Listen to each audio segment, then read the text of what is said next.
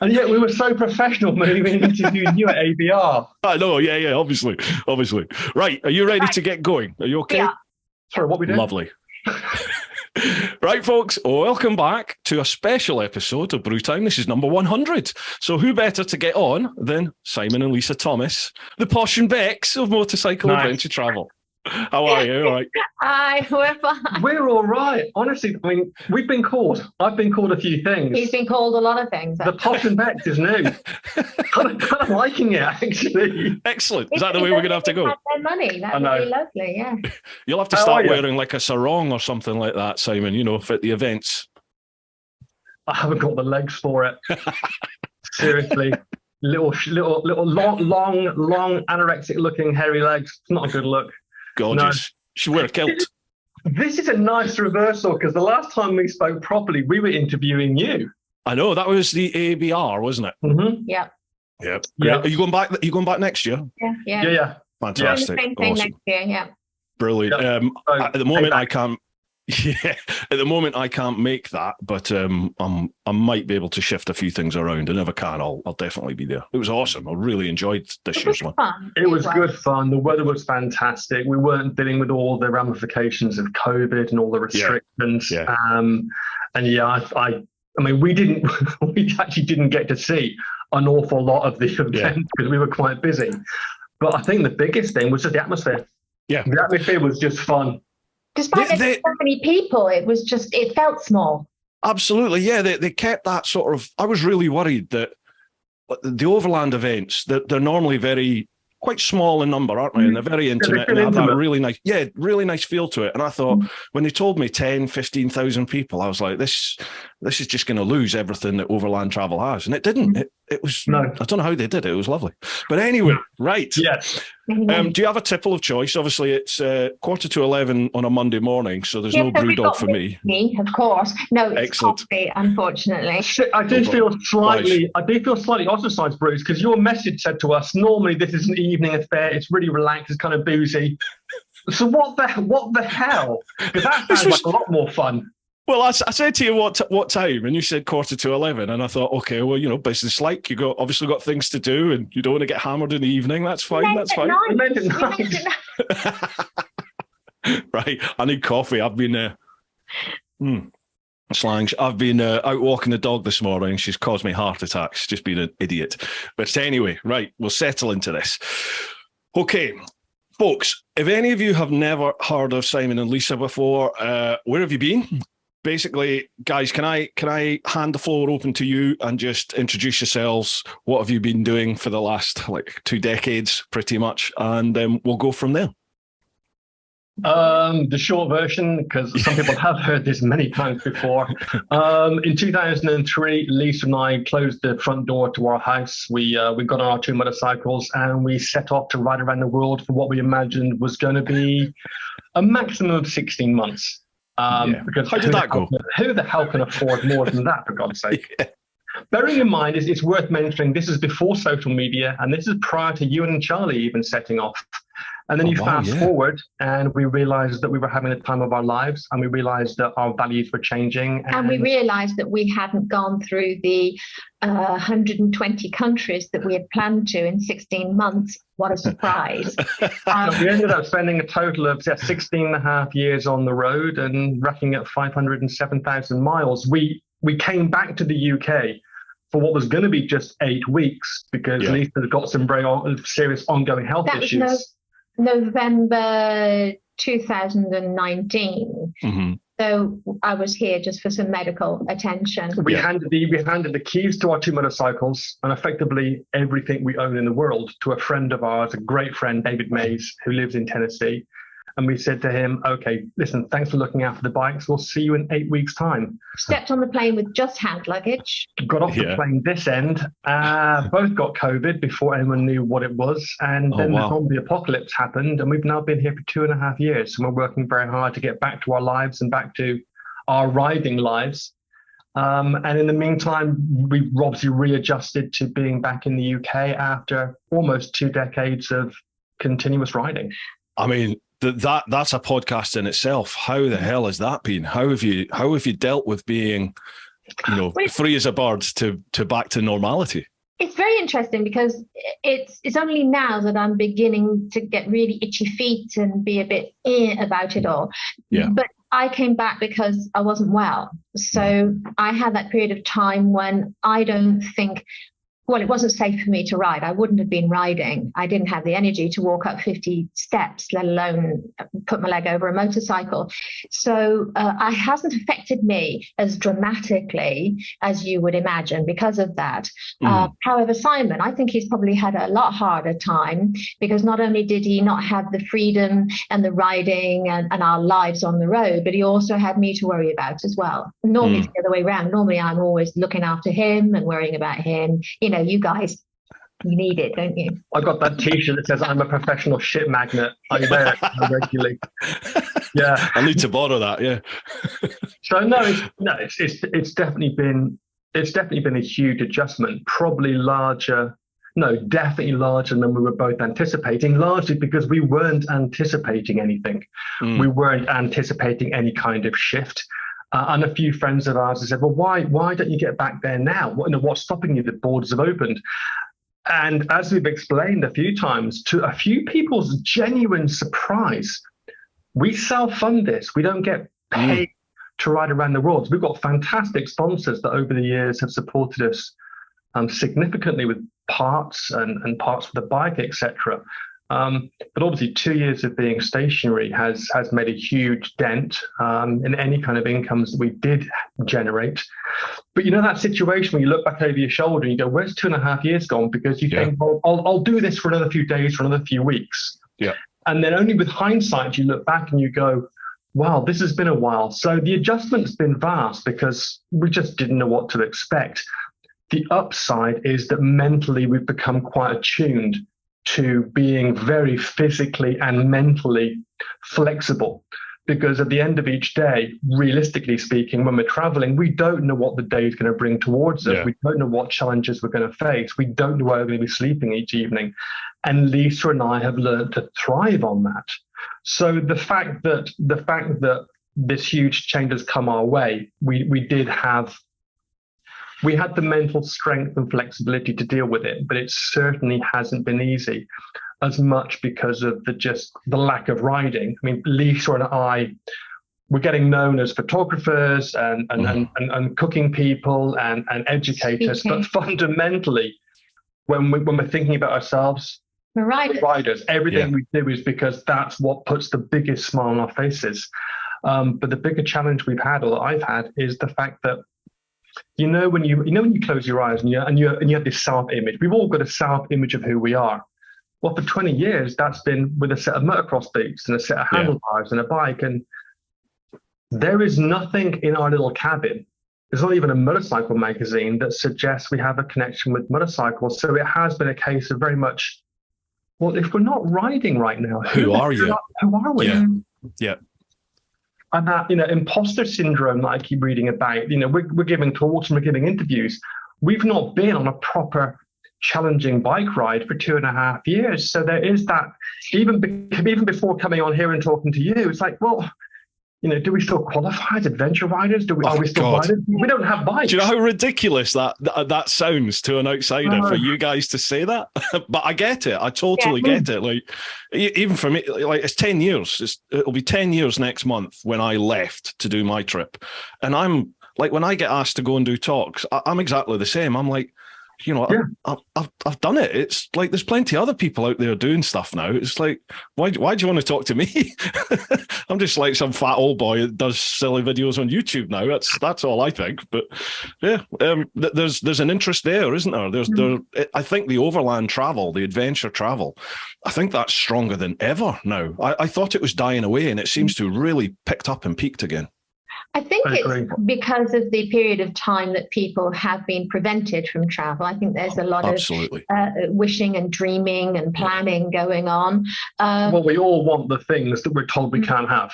Yeah. And I don't know, I was having a chat the other day about this, and I'm not sure that overland travel will get back to the level, I was going to say ease. Well, the conversation we were having is, has the golden age been and gone? And I think the golden age was as much about people's need to go and travel and explore and our want, in tandem with, looking back now, the relative ease.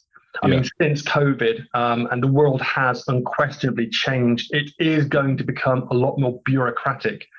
Because there is a certain need for more provisions and health checks. Countries have become more inward-looking, more nationalistic, way more than they ever used to be. You've also got a number of organisations and countries who are simply going to see an opportunity for basically some quick money by bringing in more bureaucracy, by bringing in those safeguards. Because honestly, the only reason to make it harder, globally speaking, is because there's money to be made. Absolutely, yeah. If there's a demand, then you can make some buck out of it, can't you? Yeah, exactly. So whether the golden age has been and gone, I don't know. It's like anything. I'm not sure there ever is a golden age. You only get to call something a golden age irrespective of what it is, based on the benefit of hindsight. Absolutely. Oh, you're so wise. What, by the way? Yeah, so I don't know. I mean, at the end of the day, as long as there's a need and as long as there's a want for people to get out there and explore past their comfort zones, that's fantastic, and there is no wrong reason to travel. Absolutely, and I think as always, that's the difference between those who dream and those who actually do, isn't it? Is that whatever the obstacles are in front of you, whether that's funding it, getting the time to go, the bureaucracy of it, the physical and mental hardness of being away for that length of time, and what you deal with day to day. If you really want to do it, then you just put up with that. You figure out solutions. You work over it, under it, around it, however it is you do. You get there, don't you? And I think that for me is what makes the difference between the ones that go, oh, I really want to do that, and those that go, fuck, I'm doing it. I'm living it. I'm living the dream. And you come back with the stories to tell, don't you?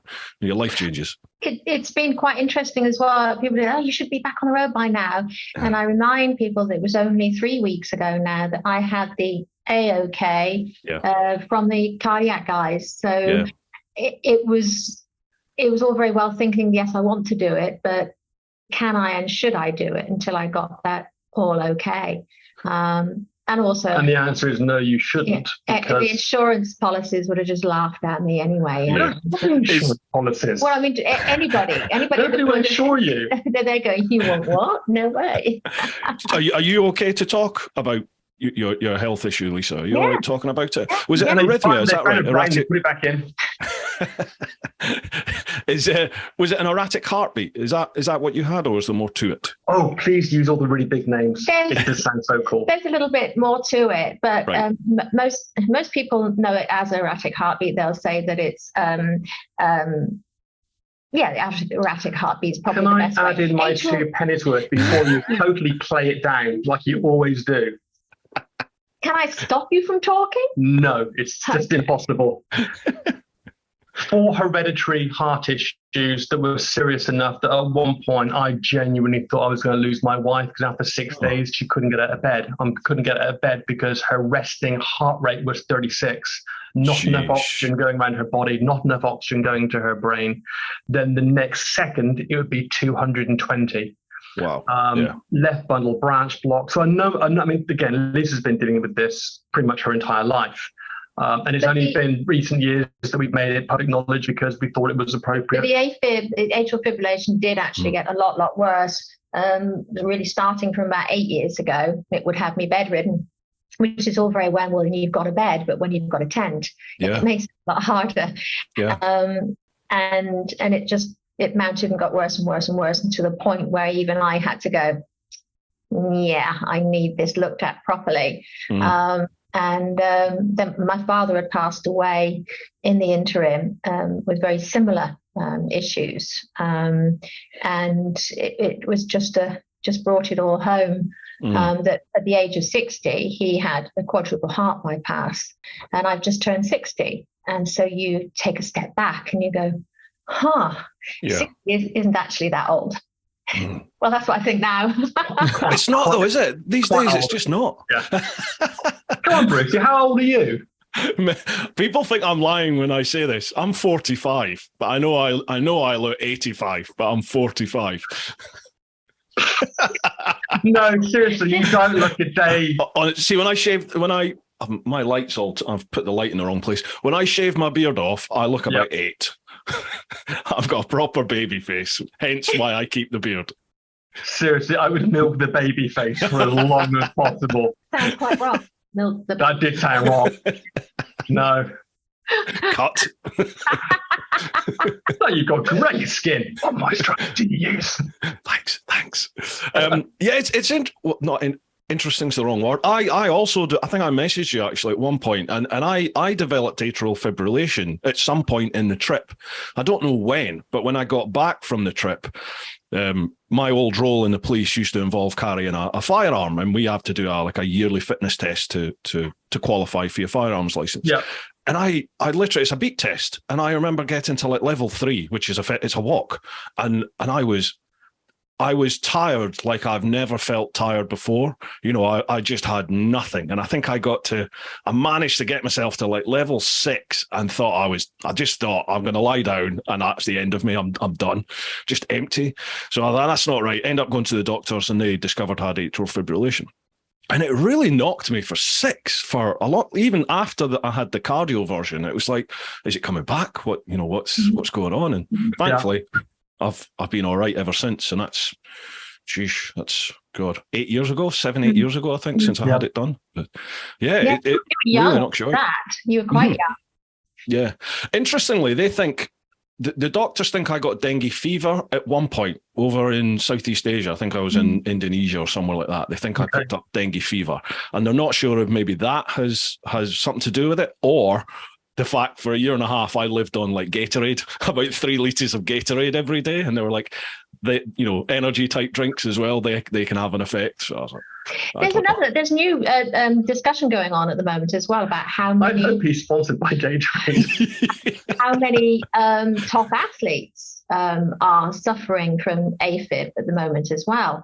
Right. An unprecedented number. There's some research going into that at the moment, which I'm very, very interested. I used to be incredibly fit in my early 20s and into natural bodybuilding, competition and everything. I loved it. Notice I say natural bodybuilding. And get that in there. Yeah.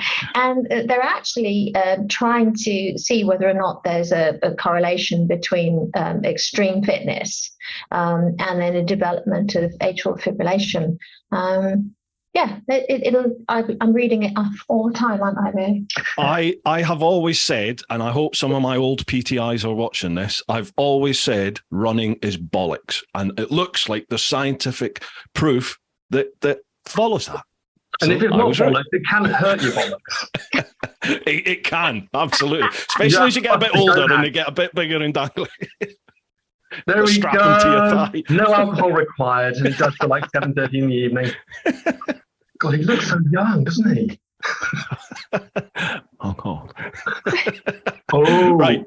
Let's get back to the trip then, because we kind of just stepped over that 15, 16 years on the road. The whole point of your trip, I think originally, am I right, that you wanted to do all 7 continents and you wanted to ride basically the full length of all the continents? Is that right? Yeah, pretty much in a nutshell. And we also wanted to ride from the lowest point to the highest point possible on each continent. Oh, wow. I mean, missed that. Wow. Yeah, so quite literally, and this again, it sounds so silly now, but also I think it's when I say the words, I can hear it. We literally sat in bed and we were going through Chris Scott's Adventure Motorcycling Handbook. That's lovely bedtime reading. She put me on bloody commission for the number of times I mentioned the book. But if anyone hasn't heard of it, go online, go and look. It's still available. Chris Scott's Adventure Motorcycling Handbook. It's very difficult to get across in a day and age where we are so. It's not that we're used to having social media. It's that most people simply can't imagine a world without it. So they want the information. They go, Google it. I'll Google it. Well, that wasn't the option. Yeah. So we actually read a book. So basically, after working crazy hours, Monday to Friday, our weekend would start off lying in bed on a Saturday morning with a big pot of coffee. We got rid of the TV because we were saving money and video license, TV license, and so forth. And we would just pore over bike magazines and Chris's book, The Adventure Motorcycling Handbook. There weren't many bike magazines either. There were a few around. But the point is that we then came up with these ridiculously wonderful goals. Because someone said to me recently, so why? And I remember flippantly, this is just 2 weeks ago, because why not? Absolutely. Yeah. Let's go from the highest point to the lowest point in terms of altitude. Let's get to all 7 continents. I mean, at the time, the only thing that matched our optimism was our naivety. And the fact that it hadn't been done before, I said to Lisa, it can't be that difficult. They just couldn't be bothered. They just didn't try hard enough. One word, Everest. Oh my God. How did that go, dragging the BMW up there? It was a little challenging. Lisa let the team down with her heart condition, but I compensated and I carried on. She said, Good lad. I did. I got both bikes up there. It was great. Camera's bust, so no proof, obviously. But, why set these goals? Genuinely, why not? Why not test yourself? Why not see what you and the world are capable of? We didn't want to just go off and meander about. And that's not to say that we had an exact route, but there was some planning that went on, and keeping the seasons and making sure that I still have my little paper map that I had, which is about Brilliant. just A4, and I color coded all these areas, and I said this area here is blue and it's not to be traveled in April to June because of floods. This area here for tornadoes, this because it's winter, and so on and so on. Bruce, those weird people that genuinely get erotically aroused by Excel spreadsheets. You've married one of them then. And I still had this little thing and I carry it around with me. And then I go, well, we can't go here at this season, or we shouldn't. And this, obviously, it doesn't always work out. Sometimes you're in the wrong place at the wrong time, season-wise. And so I had a rough plan and a rough guesstimation as to where we were going to go. I do think your version of rough and the rest of the world's version of rough is somewhat different. Yes, but I didn't have a set route, not like some people that we have met along the road. We've got friends of ours, and they know who they are. Greg Hilchey, who has a map. He knew every single toilet stop. He knew where he was getting milk for his tea in the morning. I mean, really? Military precision. I was the polar opposite of that. Polar opposite. He knew every single fuel stop. It was actually bloody impressive. I mean, years and years worth of planning. And I had a number of conversations with a few friends who've done something similar. And I've said, look, from experience, I can tell you the best adventures and the best moments of your trip are going to be when these plans just fall on their face. Totally. And things organically happen, and you're going to meet amazing people and have these incredible experiences that you simply cannot imagine having before you left. So going back to the original thing, we didn't want to meander, but we wanted to have a rough guesstimation as to where we might be and where we could possibly go. And that's always fluctuating. We said 120 countries because at that point there were quite a few countries which you couldn't or you shouldn't access. Now, at days we would probably reconsider, because we've been into countries that are apparently war-torn and wars have started whilst we've been in a country.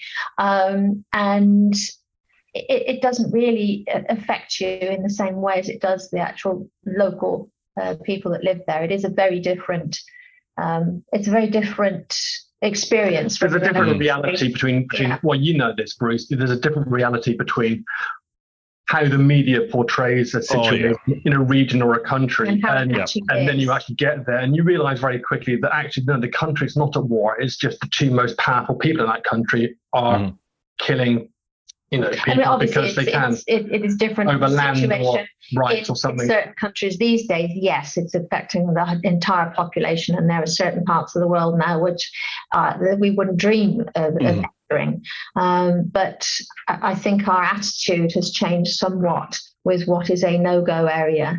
For us, you trust your own sort of spidey senses way more, don't you? You learn that that's what you can trust is your own feelings and people that you trust and value their opinion when they're on the ground over there.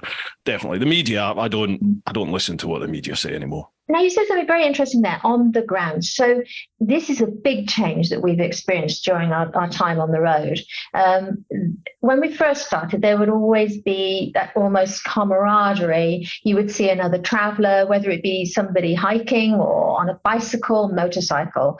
Which was a rarity often. You would invariably pass each other and you'd stop. You'd turn around and you'd have a meeting in the middle of nowhere. You'd chat. Yeah. They'd been where you're going and vice versa. You would exchange views, even about somewhere to stop or wherever. You might even exchange currency if that was a possibility. Less so these days. Really? We have found so. Yeah, I would argue the last 5 to 10 years, there's been a noticeable change in it's almost, and this is just my read, it's almost as though the people, I mean, we waved to everybody. Yeah. And honestly, the number of times, and again, we're on 2 big bikes, we've got all the gear, it's quite clear that, we've been traveling for a while, blah, blah, blah. And the number of people that wouldn't just not wave, would absolutely blank you. It's almost as though my journey is so special and I'm such a serious adventurer that in recognizing somebody similar coming the other way, it somehow demeans what they were doing. Wow. We'd wave and we'd pull up and we go, oh. That's all part of it, wasn't it? That was the part of it, meeting people on the road and when you met them. That's the biggest change we've seen. Wow. And if it was once or twice or 3 or half a dozen times, you can't make a judgment call because hey, they've had a bad day. Hey, they've had some bad news. Whatever. They're stinking hot. They're ill. But no, this is actually now it's become what we noticed. The person that waves back and stops, and you have that camaraderie. That hey, they are now the rarity versus the norm. I wonder why that is.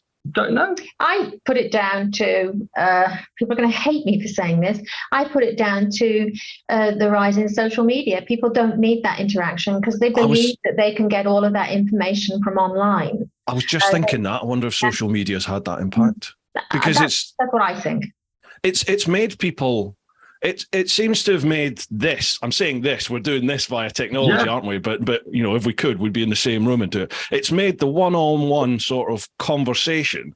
That isn't valued, I don't think, anymore by a lot of people. As you just said, people sit there and just chat away on social media, DM, like people think just by liking something, and I think I'm kind of guilty of that at times. You think, because I've liked my mate's pictures, I'm keeping in touch. But you're not, are you? You're not chatting on the phone. You're not meeting face to face. The biggest issue, social media has been absolutely fantastic for Lisa and I because it's enabled us to share our journey a lot more rapidly. It's a fantastic tool, isn't it? Yeah. Selfishly, it's allowed us to... We got on the road. We didn't know anything. I'd never taken a photograph. Lisa had taken snapshots. Suddenly, we were compelled to record our journey when people weren't recording this kind of thing because social media didn't exist.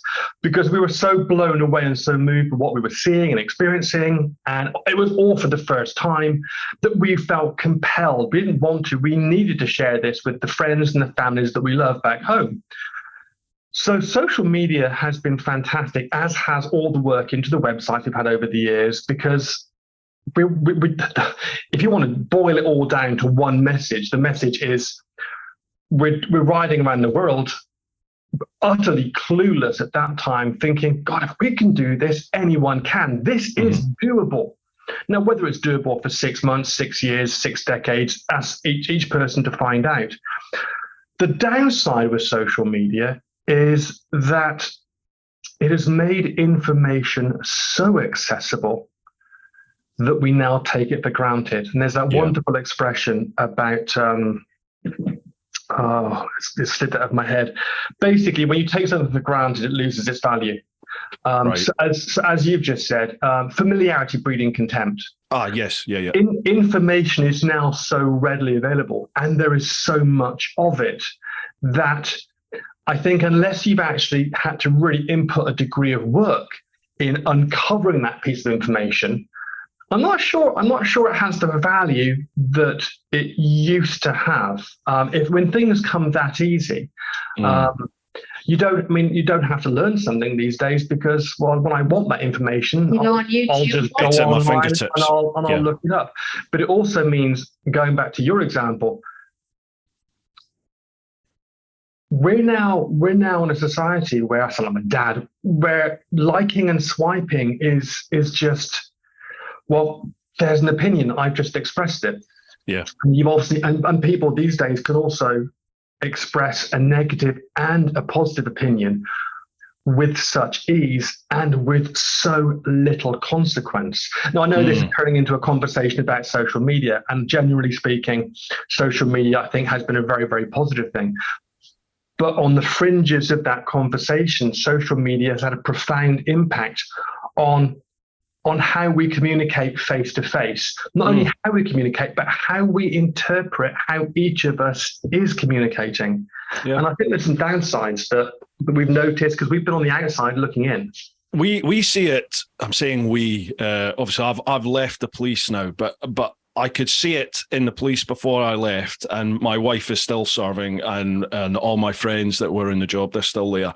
They all say this with the youngsters that are coming in now into the police, especially, 19, 20, 21 years of age. He said they don't have the interpersonal skills which people used to have, and especially coppers, because contrary to what everyone thinks, your first tool in that role is your voice. It's communication. You want to be able to talk to people, and hopefully you don't have to thump them. You can resolve the situation verbally before it has to get escalate to the next level. And you can read body language and absolutely read the situation and understand if you do this, that, and the other, the consequences potentially might be this. So you anticipate all that.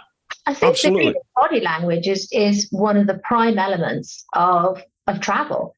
You go into these countries. One of the prime elements, or just one of the skills? Both. So, pop out, okay? You go into these countries, you can't speak the language. Maybe you a smattering of words here and there, and you have to gauge the feeling of an area, how people are interacting. You've got to look at what's going on over there and the person that you're speaking to. You've got to be aware of your surroundings, and that is a massive part, or it should be a massive part, of your journey and your travel through different countries. Absolutely. I know, Bruce, you'll know the numbers better than we do. What is it, 95% of all communication isn't verbal? Yeah, something like that. Yeah, it is ridiculously high. Yeah. And it's basically these little receptors in our brain that pick up certain nuances and intonations in the voice. But when, we've been through 80 countries, and okay, we speak very badly or enthusiastically 4 or 5 languages between us. But on the whole, we're basically consciously or subconsciously, as the full-time travelers we were relying much more heavily on, as we were speaking before we went on air, that gut instinct, that practiced, and it is a practiced skill of body language and atmosphere and eye glances and being aware of the situations around you. Because one of the questions we get asked an awful lot is, okay, riding around the world, well, isn't it dangerous? And there's a whole bunch of flippant answers that I usually come back with, but in relation to this conversation, it's only dangerous. I'm a shit magnet, and so it's very, very, very unlikely that Lisa and I have been just lucky enough to go through 500,000 miles, 6 continents, and not been put in harm's way just based on luck. You do end up developing a set of spider senses, as we were joking earlier. And you realize that although we all call it that gut instinct, your gut instincts may not be tangible in the same way as vision and hearing. But you learn very quickly, if you've got half a brain, to be aware of what your gut instinct says. And even if you can't rationalize why your gut instinct is yelling, get the fuck out of here, chances are if you listen to it, you're going to be doing the right thing, the smart thing. It's interesting you saying that. I totally believe you. I totally agree with you, sorry. But I think for me personally, it almost worked against me when I when I moved into not just Africa, but certainly when I went into Mauritania, where it all went a wee bit wrong for me. And I think it was because that was my first experience of life outside of this sort of first world bubble. I'd never done any overland travel outside of Europe, and then I was going down West Africa, and not only I was going down West Africa during a time when, the Boko Haram Islamic fundamentalists were overrunning some of the countries. So it was just like a real heightened situation. And my like spidey senses, my police head was just like, holy, well, everyone's got AKs, everyone's pointing guns at you and wanting money at every fish stop, because that's just what the police do. They just do. They're not going to kill you. It's just that's what they do, right? They're going to chance their arm to get some money off you, and that day in day out, umpteen times a day, and then a few other things. It just blew my mind, and I often think now, having done the trip, I'd love to go back and redo Africa. Do it again. Yeah. It is that is a baptism by fire. Totally. Yeah. And I don't know. It's. Do you think it's different because you were traveling as a solo guy? Yeah, and I think because I did it on the Jigsaw I did it on a bike that was covered, like yourselves, it was covered in like company logos and people's names, and I had the leathers on. I looked like I was worth $1 million. So you're a target. They don't see bikes like that. Plus, you're covered in all this stuff. So they just think you're rich, you're coming through here. Ding, ding, ding, ding, ding, ding, ding, dinner bell. Yeah. So yeah, I do think, because I ended up meeting up with an older chap who was riding a Ural, and he was riding that down to Cape Town. So we buddied up for a bit of Mauritania, just because we both heard it was going to be a bit tasty. And we'd go along the road, and the kids would be running alongside, smiling and waving at him. And then I'd come along, and they'd take the shoes off and spit and throw the shoes at me. It was just a polar opposite reaction. Do you get the same in the UK too? Yeah, my wife does it to me all the time. We were on our original. Bruce, the safe word's always pineapple, mate. Just pineapple. We were on our original bikes, so they were less That's the voice of experience. And the newer bikes, obviously a tiny bit more flash, and got some more logos on them, etc. But the original bikes were less so, but they were still unusual to be seen. Although I say that the Dakar was run quite a few times, and so always in that area, and we would get kids running along, going cuddle, and gift, and always the rally and everything. So it was maybe a different. Was that a French accent? But African French. It's African French, yes. Rally. But I mean, okay, I slight detour. I think it's important though to get across that, even though you were saying that you weren't fundamentally rich, ultimately the very fact that as Europeans we're on this gargantuan holiday on these bikes, it's very, very difficult to convey to friends and family that haven't been through these areas, no matter how many charity commercials you see on TV with children with pot bellies and flies, drinking the fluid from their eyes, which are horrendous. Being there is the only way you genuinely have that sense of these people have nothing. Yeah.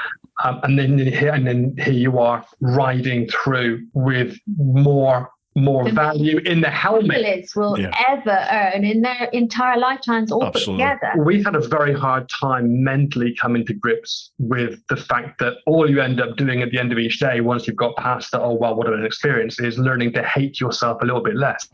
Because unless you're a robot, all you want to do is take everything you've got and give it to these people, because by comparison they don't have anything.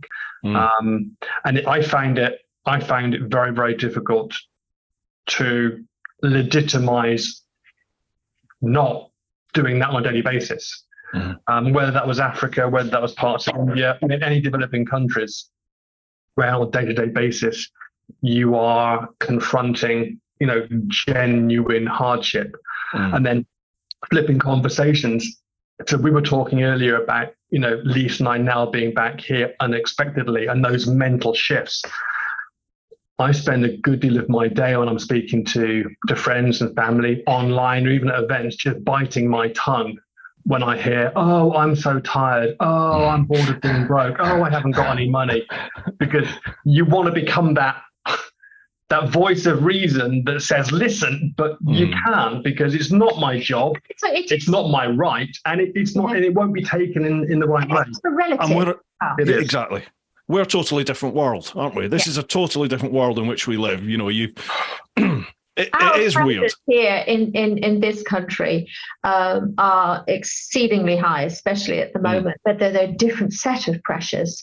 Doesn't mean to say they're any worse, they're any harder, they're any better, it's any easier.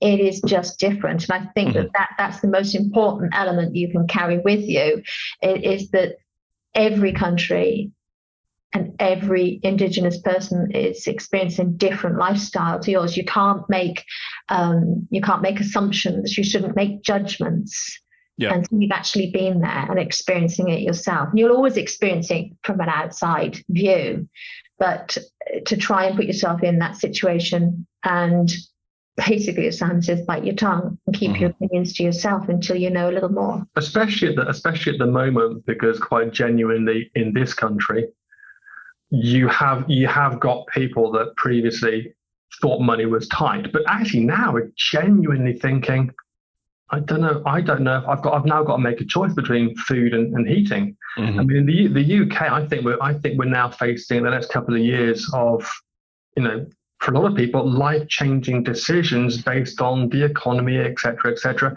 Doesn't have anything to do with travel or anything else, but again, it's a huge shift. And again, it's just one of those things where you think, you've got to a certain point in your life, you've got X amount of experience under your belt, and you think you've got things dialed in. The COVID situation, the global pandemic, that was the kind of thing that we've only really ever seen in Hollywood movies. Yeah. But do you think that that's actually going to change people's attitude towards travel and make them want to travel more, or make them look inwardly? I mean, I don't know about you guys, but I do tours. Well, I did tours as well as the YouTube stuff. I would take people Spain and Europe and stuff on the bikes, and obviously during COVID, I've stopped all that. But I have noticed in the last, certainly this year,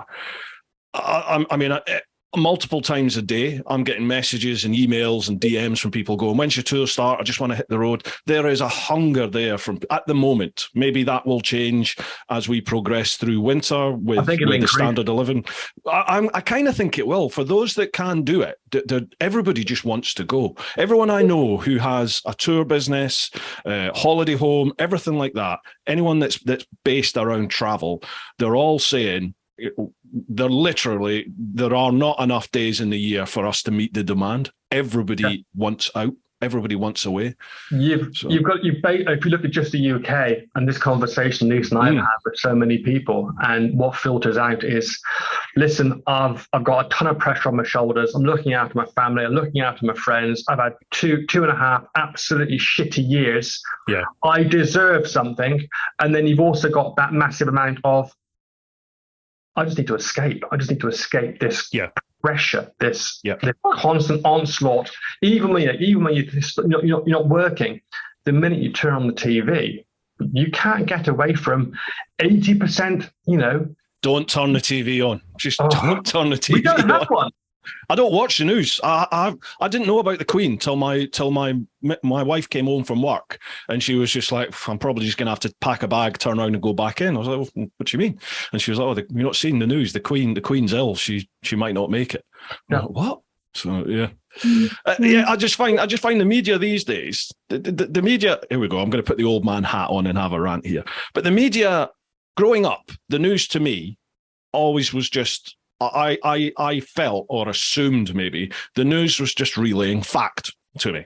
But as you get older and you start experiencing life for yourself, and certainly my own role, actually physically dealing with situations within London, that you then go home and watch the news and go, that's not fucking true. That's not how it happened. And this is from like the BBC and but Sky. Good news doesn't make good news, does it? Absolutely. Yeah. Bad and it's news all makes watchable news. Yeah. I think we had during our first years of travel, I think it was the first 5 years. So from when we started 2003 to 2008, we were social media free. Mm-hmm. We were commitment free. It wasn't until we turned up in North America in 2008 that we kind of caught up with the world.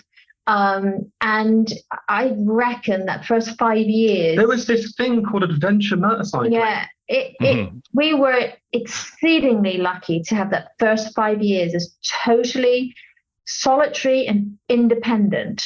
Yeah. And I'd like to get back to that, please, but I don't think that's a possibility. But do you not think it is, though? Do you not think you guys have such an established brand and name now that if you were to just go and hit the road and we didn't hear from you, even if you did once a week or once a month, a little update there, and then, I don't know, maybe once a month you did an update, I reckon there would still be such a hunger there for people to see what you've been up to. But you wouldn't be pressured into that. What really is now, it has to be a daily thing of not even pictures anymore, is it? It's all reels, it's videos, short little videos. Mm-hmm. But there's just a demand and expectation that you'll do that. Daily. Yeah. Do you know what? Okay, I know this conversation keeps coming back to social media. But it's such a big part of life now. It's a huge part of most people's lives in developed countries, but it's also it's almost as though a lot of people are now looking at travel, because obviously, again, because we're relatively well known in the adventure community or the biking community, people are asking us questions, and where we can, we'll answer, and we'll answer honestly. And some people like the answers, and some people just go, well, that can't be right, and they'll do their own thing. But there's almost this sense now that you cannot go off and travel. You can't go off and have potentially life-changing, life-enriching experiences without social media. As though somehow social media validates your trip. It either validates your journey or it glues it all together. And I know that Lisa and I have done ourselves a tremendous disservice by not jumping on this bandwagon to the extent that well-meaning friends and family think we should.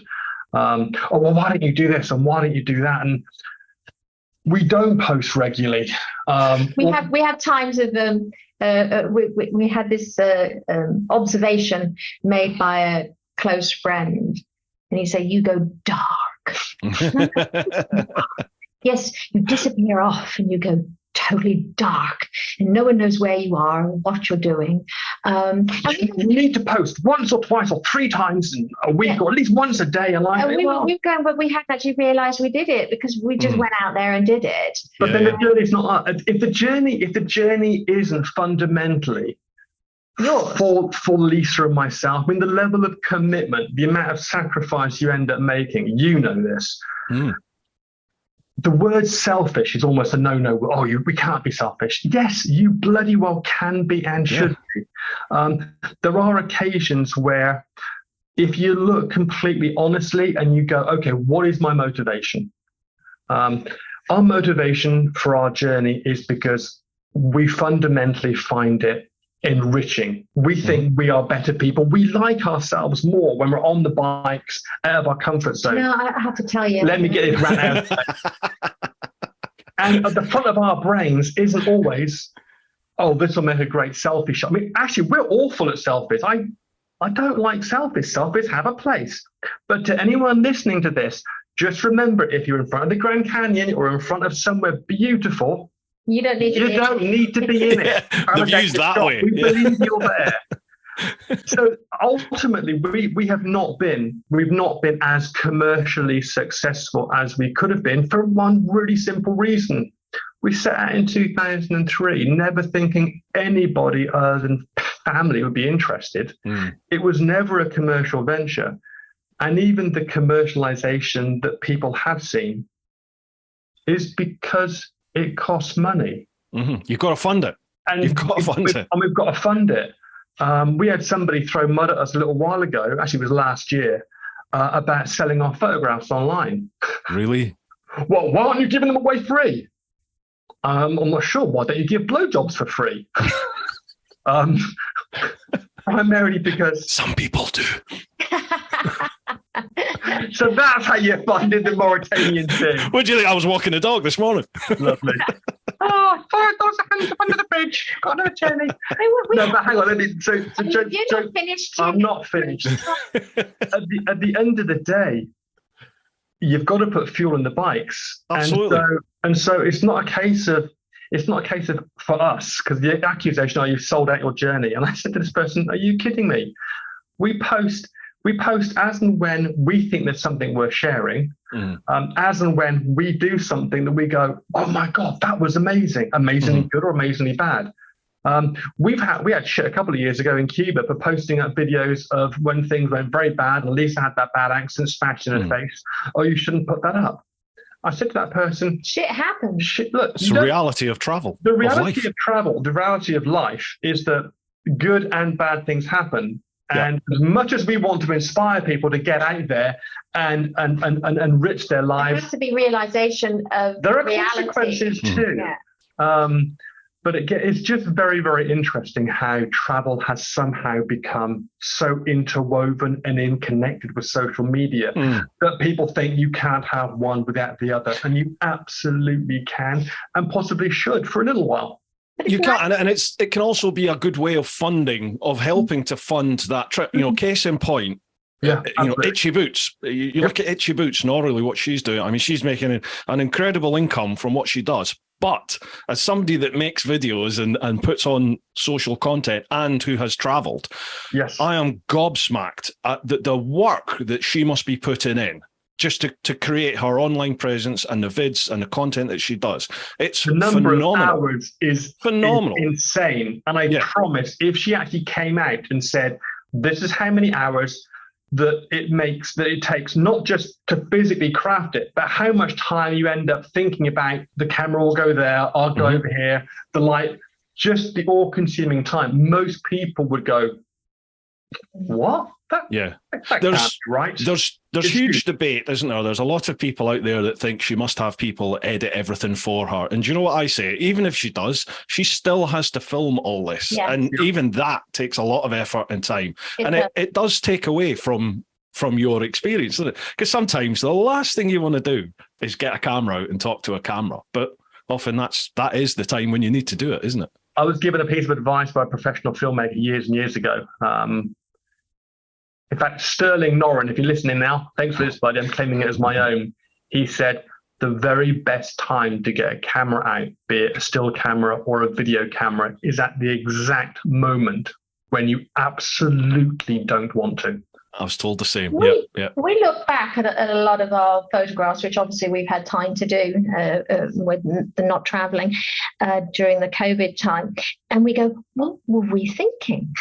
Where's our photographs of this country? Where are the good ones? Where's the video? Oh, we didn't have a video when we started off. We didn't get a video recorder until halfway through South America, and we didn't get a halfway decent one until we were in India.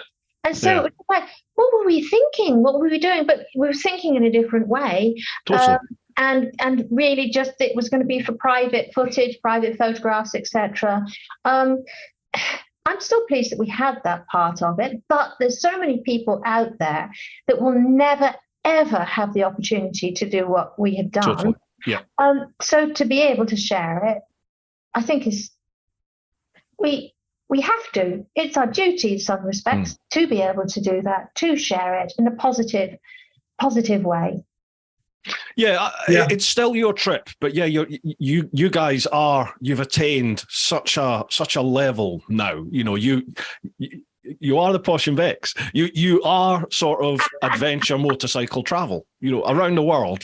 You mentioned Simon and Lisa or To Ride the World, everybody knows who you are, who's in that scene. Everyone knows it's you guys. And that's very kind, thank you. But they do, you know,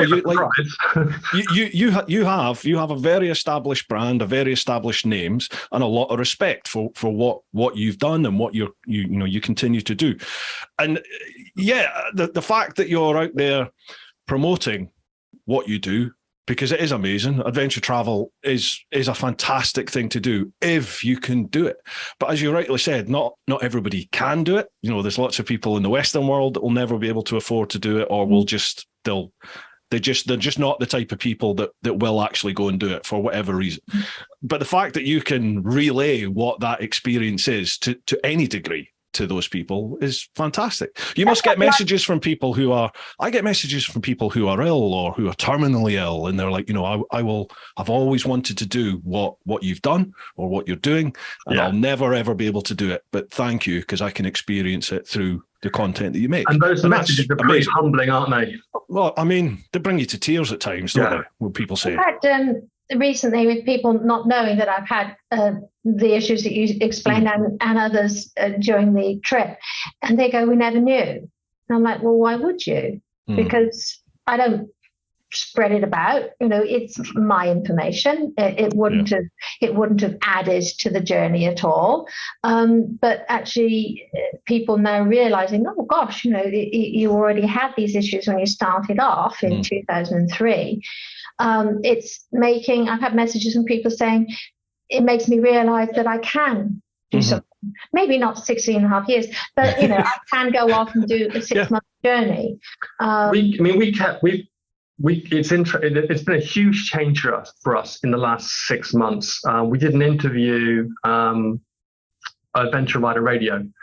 And we've been on Jim's show a number of times, and Lisa and I genuinely didn't think we'd been any more revealing or candid than the usual nonsense that we spout. And yet we had so many people come back with, wow, that was really candid, that was really revealing. I've known you guys, you know, for 10, 15 years, and I never knew this or that. What we have done for a very long time, and part of it is our ages and the generations and how we were brought up. So, sorry, Bruce, how old are you? He's a baby. I know. 45. Okay. So there's a decade between each of us. And what those decades mean is that when Lisa was brought up, if something hurt or was painful, again, her family are ex-military, you just button down harder and go on with it. Yeah. Now you fast forward, and you've now got a society in Europe or in the UK whereby actually opening up about mental health, opening up about challenges, can actually be for the greater good. Because if you've got a story and you've got something that you can say, well, look, this is the challenges I was facing, this is what I've managed to accomplish. Hopefully other people that are not in that place yet can go, okay, there's an example, it can be done. Yeah. But that's been a big shift for us, because Lisa and I have always been, we've always been the ones to bite our tongues when, people have met us on the road and gone, yeah, it's okay for you two, because obviously, you've got silver spoons in your mouth, you've obviously got the money, and you've obviously got your health. Now, the fact that we've got neither, there's no point arguing, or it was never our job to try and convince them otherwise, because sometimes it's just easy to go, yeah. But suddenly we're finding that actually by being a lot more open about the challenges that we faced, both physical and mental, not just during the trip, but the stuff that we were dealing with prior to the trip. I think we've both been genuinely quite gobsmacked with the number of people that have written the most beautiful emails and messages saying, okay, I can relate to that, and I'm dealing with this, and I'm dealing with that. And I never knew. I never knew that you guys did. Yeah. I just figured, thank you for helping me believe that it might be possible.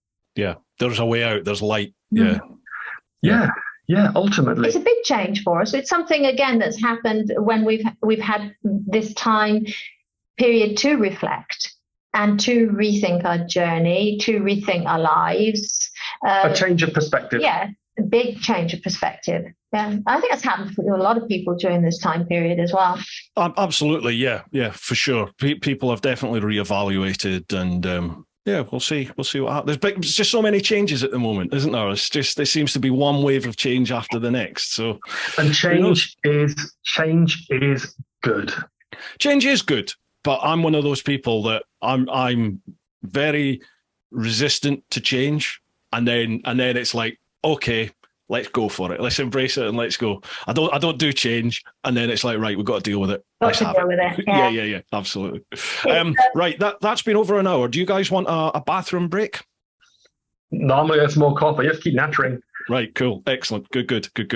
I'll tell you what, I'll just move this light down here if that's all right, because I'm sort of stupidly lit. I need to put that light up there. Give me 2 ticks. Time for a quick shout out to this week's sponsors, who are Innov. Now, Innov specialise in motorcycle dashcam systems.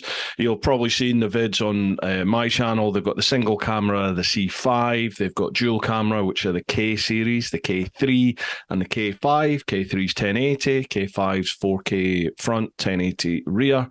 Both the K3 and K5 have an external mic, which you can even wire up into your helmet and vlog with if you want.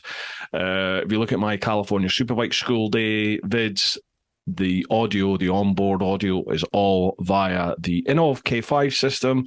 They've also got GPS tracking. They've got an external remote, so you can lock footage as you go. They'll do that automatically anyway, should they detect any sudden movement. They've got parking modes on them, so when that's activated, even when your bike is left unattended and switched off, say you're a bike calf or park it up in a town or something like that, if the bike moves at all, then it'll automatically kick in and it'll start recording. So hopefully you'll get that car that hits your bike or anyone that does anything to your bike. As long as they're in front of those cameras, you'll capture them.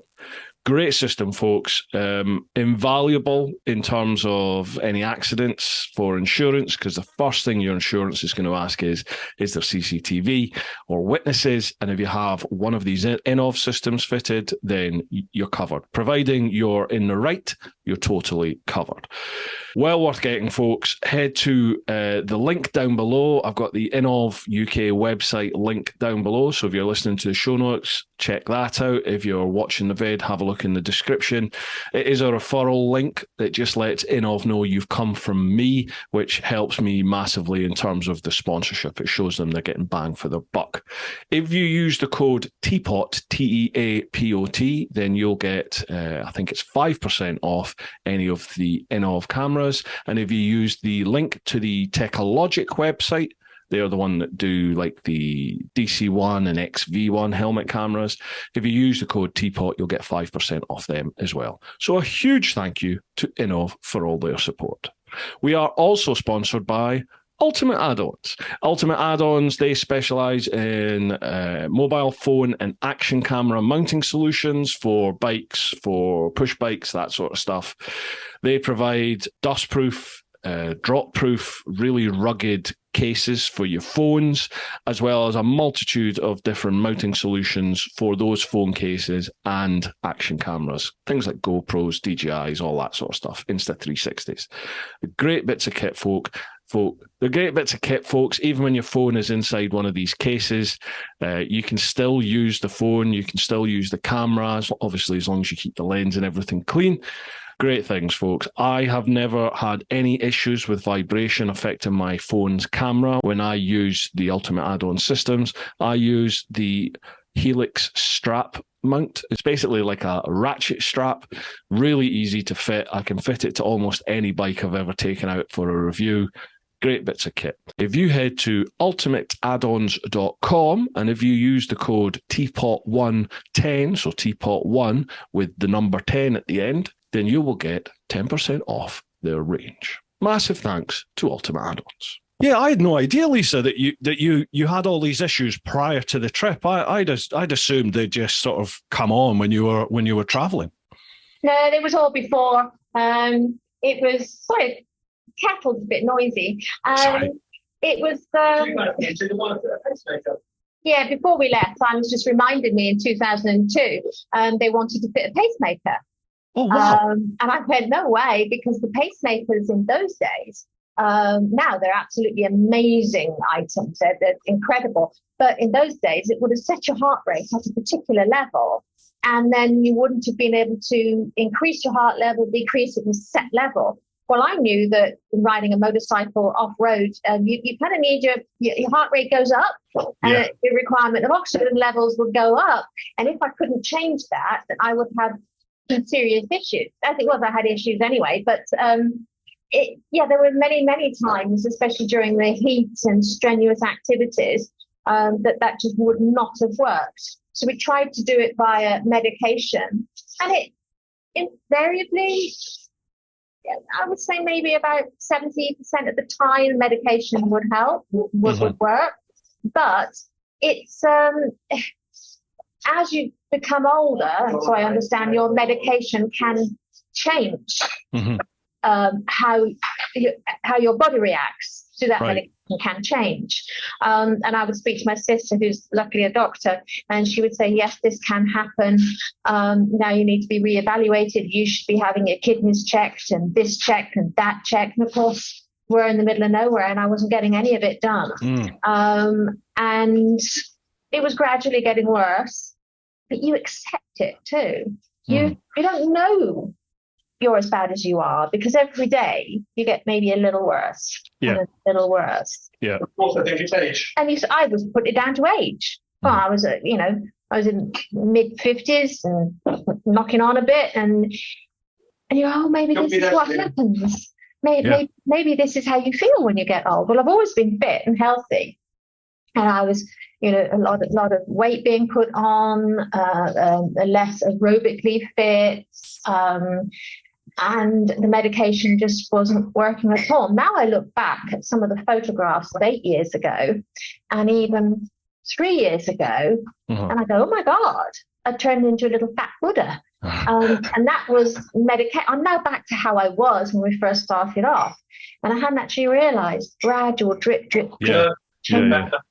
You're healthier today than when you first started off. Okay. Yeah, probably. Yeah. It's interesting. Like after I got diagnosed with AF, I remember thinking about, in one of my roles within the police, I worked in the public order division for about 5 or 6 years, and we used to get 2 hours fizz every single day. And I remember being on like some of the machines, like say on the stepper or something as a warm up.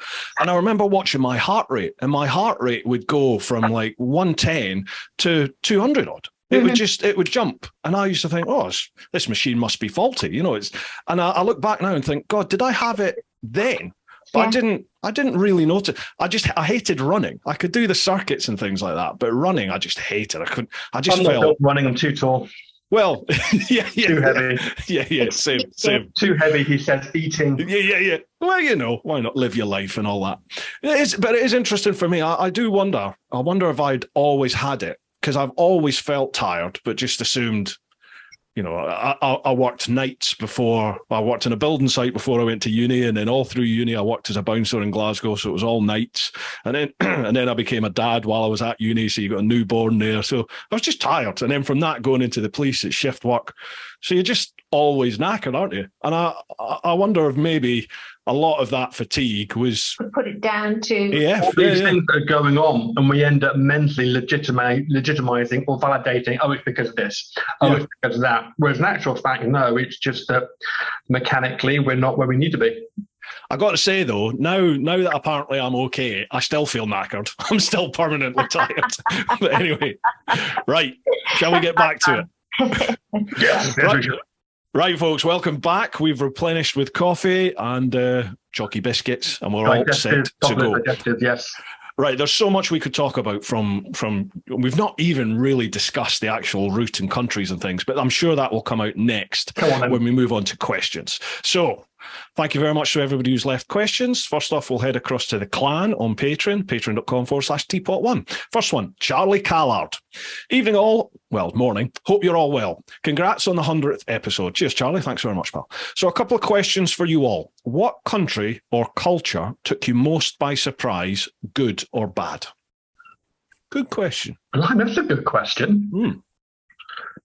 Most by surprise.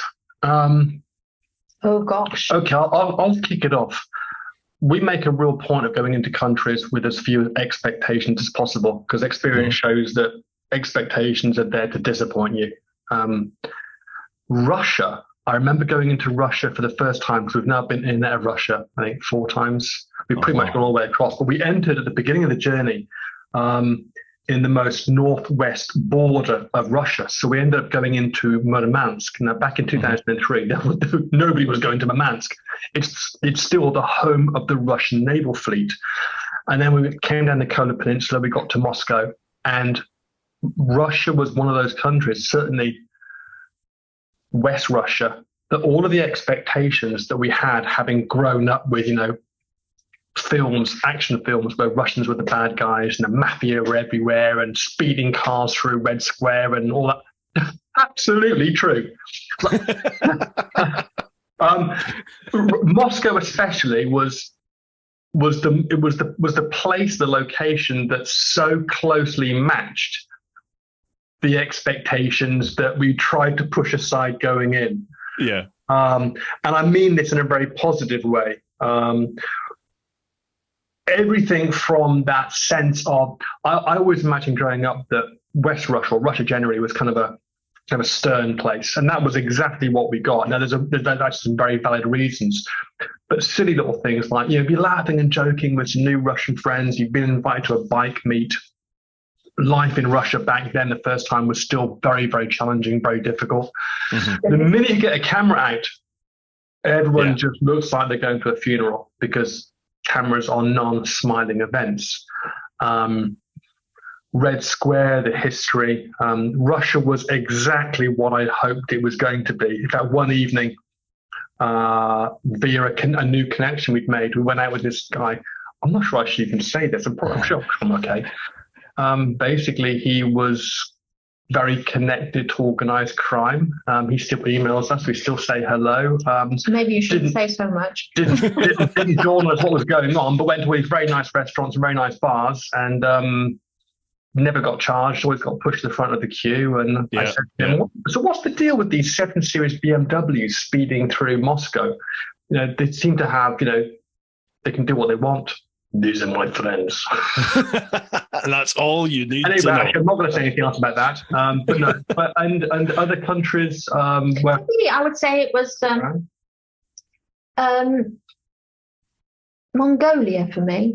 Oh, I'm so jealous. I never got there. Love Mongolia. But the question was, it's what you expected? No, it's not what I expected. That's why I'm saying it. I'm answering the question. Go on then.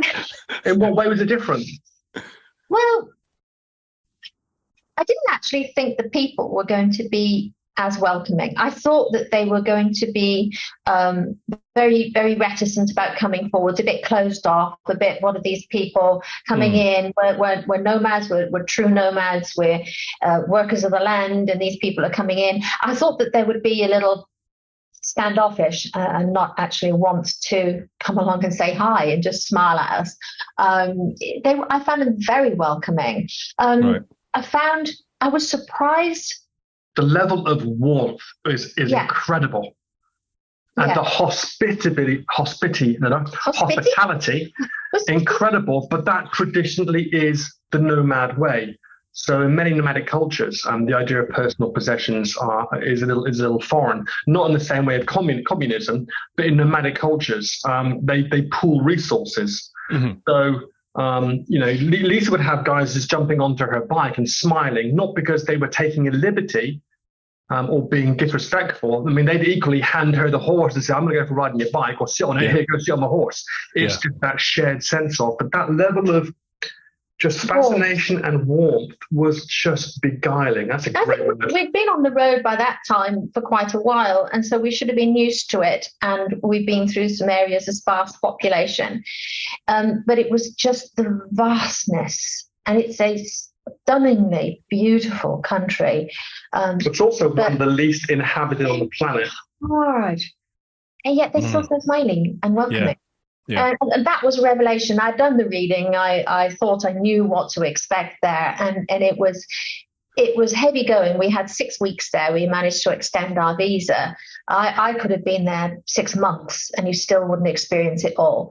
And it was a revelation to me. It was a real eye opener. We'd not become travel weary at that time, but it was hard going back into Russia, going through all of the stands, trying to get over the Silk Road at a certain time with not getting caught in the snow. And it was we were physically and mentally frazzled by the time we'd actually extending to 6 weeks there, even though the riding was hard, it was constant, thinking about it all the time. It was so lovely. I really enjoyed it, and it was a pleasure. And probably lastly, Iran. Say that, I'm not sure. Well, it was for me, in as much as that a lot of the stuff you see on the news about the Iranian government, we had first-hand experience of the level of control. That was definitely true. We ended up giving a lecture. We were invited to give a lecture at the Tehran University. So incredibly honoured to have the opportunity. Wow. Went along and spent the night with an English professor, actually with a friend of ours, and an English professor invited himself along. We were staying with one of his students, and he basically for 2 hours was very, very clear and very stern. You can say this, you cannot say this. We know that the Iranian secret police were monitoring us very carefully. During that time. We found that out afterwards. But the Iranian people, and again, I'm going to reference Lois Price here. If you get a chance to read her book about going to Iran, it's a great read. Yeah. But again, she expresses what I'm going to now. The Iranian people, so friendly, so welcoming, so hospitable, and genuinely a delight to speak to, because they have as much interest in finding out about the West and the UK. And the exchanges were always rewarding, for want of a better term, in both directions. And again, we quickly found out that a lot of the media exposure and a lot of the information being shared about, well, they do this and they do that, actually just isn't true. It's the same on both sides, though, isn't it? Because we get told the untruth about them, and they get told the untruths about us. Mm-hmm. I had a lot of young girls, when they had the opportunity, coming up and speaking to me, or trying to speak and asking questions, etc. And they would always giggle a little bit and come on up, and they would go, "Is he your husband?" And I would go, "Yes." And they go, "Like this," because he's so tall and blonde at the time, not grey like he is now. And, distinguished. And, extinguished. And they would always be giggling about that, just typical young teenage girls. Yeah. Brought up in a different environment. There's no good, bad, or wrong. It's just different. It wasn't unexpected, really, for me. Maybe it was more so for you because of how I was seen. Yeah, that was culturally one of the biggest adjustments I had to make. Is that I'm in love with Lisa because of her exuberance, her confidence. All the good things all the time.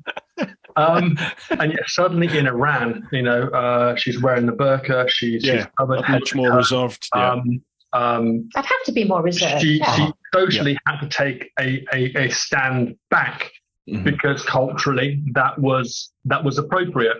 And again, we've had a few conversations with friends go, "Oh, I couldn't go into Iran, and I couldn't do this, and I couldn't do that." And as I explained, we are choosing to be a guest in their country. Uh-huh. So it's not a case of whether you agree or disagree with their ideology and their social system. I'm happy to be uncomfortable. I'm happy to quietly disagree with certain things because I want that first-hand experience. Yeah. I want to make sure that if I have an opinion, if we have an opinion about something, it's because we have first-hand experience of that. Absolutely. It's the most valuable way to pick up information. So I had to adjust to Lisa taking a backward stance. I had to adjust to. I find it very interesting, and I find it very frustrating initially that the guys would speak to me about Lisa, who stood 2 feet away, and I found it very difficult, and I found it disrespectful initially because she's right there. You can ask her. Now, ask her yourself. But we come from a culture where that would be disrespectful. But because they'd identified me as her husband, not talking to her and going through me initially was out of respect. Yes. It's a complete, so one of the lessons we've learned traveling is that don't judge things on appearance. And ultimately, It's just a matter of shifting your perspective, but a small shift can help you see something in a very, very different light. Yeah, absolutely. Did you say there was anywhere else that was a surprise? I'm trying to think about it. What didn't expect.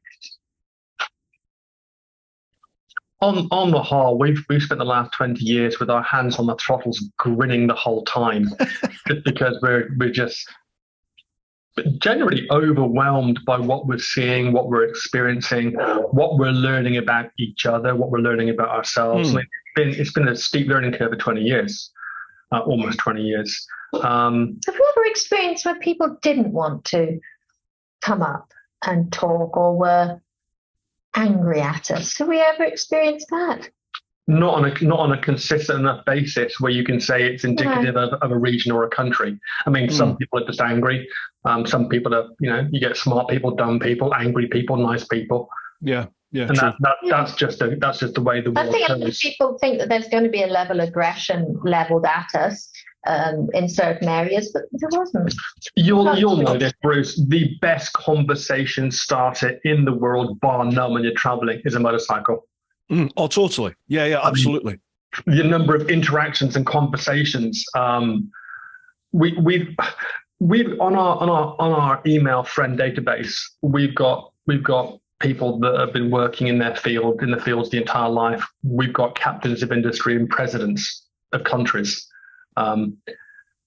All those conversations started off 9 times out of 10 because we rolled up looking tired, dirty, on a bike, onto motorcycles. Yeah. And I found doing it on the bike I did it on as well, even heightened that, because I would get people coming up, and in pidgin English or somehow they would always go, you're not on the GS. Everyone's always on the big adventure bike. I'm like, this? What? And it was it was like a real conversation starter. People they would love it. Everyone knows Valentino Rossi. Everybody around the world. I remember being up on a Ho Chi Minh Trail, like up in Laos, up in the mountains, not even on a road. And the kids would be like, Rossi, Valentino Rossi. They all know Rossi. So the sports bike was just like, wow, they'll never ever see one of them in person. Yeah. And it's like, wow, there it is. That's pretty cool. Oh, I loved it. Yeah. I remember being in Delhi and this big, big muscly geezer came over and he was just like, can I sit on the bike? I've never ever seen one. I only see it on the TV. I was like, yeah, go on. So he sits on the bike. I've got a picture of him in front of a Dilly sign. It's just made up, totally made up. It was interesting you said that about Russia, because Russia for me, I think, is probably that still to this day was the biggest surprise for me, in that I totally agree with you. Moscow is everything that you think. It's the James Bond Russia, isn't it? Yeah. Like it's a real modern city, and I found people very welcoming and very warm there. It's almost European in their attitude towards things. But the second they mentioned politics or anyone brought politics up, this is going back. This was in 2012, 2013. Okay. So, it's fairly progressive by that point, isn't it? But even then they were like, they went into whispers when they started talking about like Putin and the government and things. And you were like, whoa, wow, this is different. And I had that experience where a guy got in touch with me through a sort of mutual friend. And he was like, when you get to Moscow, you've got to come in, we've got to meet, we'll go for a drink. So I did that and ended up living with him for 10 days. He was just like, stay here. Would be gentle. yeah. I'm not going there. Yeah, he was a lovely fella. But the same thing, very connected, no idea how. I found myself at a cigar aficionado evening, drinking, I think it was 25 or 30-year-old Dalmore whiskey. Like, this is serious whiskey with proper big Cuban cigars, and I'm surrounded by all these, like, obviously wealthy Russian geezers in private suits. Room, probably. Totally. Yes. Yeah. And I'm in flip-flops, shirt and a shitty t-shirt, And I didn't ask questions, but they were lovely geezers, really, really welcoming, really warm. And I found the further east I went in Russia, right across to like Vladivostok. Like Vladivostok was just like, it's like the Vegas of Russia. It was Wild West. It was a party town. Everyone was, to me, in Vladivostok, maybe it's just because I was euphoric for crossing Russia, but by the time I got there, all people wanted to do was party. They were just like the locals. They were just getting on it and having a great time. Really warm. We were there during a festive period. Maybe it was always a festive period. I don't know. And there were lots of sailors around. Some of the big ships had come in. And they said, they're walking around and they all look like Popeye. Yeah. I kept saying to her, you said they're not puppies. No, you can't take one home. Put him down. And their big muscles and their cut-off shirts and sailor shirts. Cartoon Russian, isn't it? Yes. Yeah. It was just amazing. I was walking around going... Well, compared to Central Russia, the Road of Bones and all that stuff, which is basically just marsh, mosquitoes that will eat you alive. Oh, God, yeah, you must have crossed... You must have crossed the Zeeland Gap. Did you do the Zeeland Gap then? What I remember about Russia was just thinking, this would be so much easier if we were doing it in the winter because everything wouldn't smell like shit because it would just freeze. And the fact that we could not find any water anywhere, but they were more than happy to sell these giant cans of beer with a big blue stripe on that got you drunk within 2 sips. Yeah. And mosquitoes. Oh, so we used to basically get off the bikes. And oddly enough, I wasn't expecting it to be that humid because obviously it's just marsh all around you. There's no tundra. It's not frozen anymore. And we would rush to put the tent up to get the stuff off our bikes. Gloves on, balaclavas on, helmets. Yeah, I did that. Yeah, full kit. Yeah, because of the mosquitoes. I had all these romantic ideas about traveling on my trip where I'd have the tent up and I'd have a fire out there and I'd be sat eating my stew or whatever it was, looking at the beautiful sky. Russia, not a chance. I mean, the mosquitoes are they must be Chernobyl affected. They're like an inch. Yeah. They're huge, aren't they? You roll up and the mosquitoes literally think Meals on Wheels. Yeah, and they can fly at 30-odd miles an hour. We would dash into the tent and with the helmets on, boots still on, crawl on in there, and then we spend the next 15 minutes or so bashing each other, trying to get rid of the mosquitoes that come in. The safe word, still pineapple.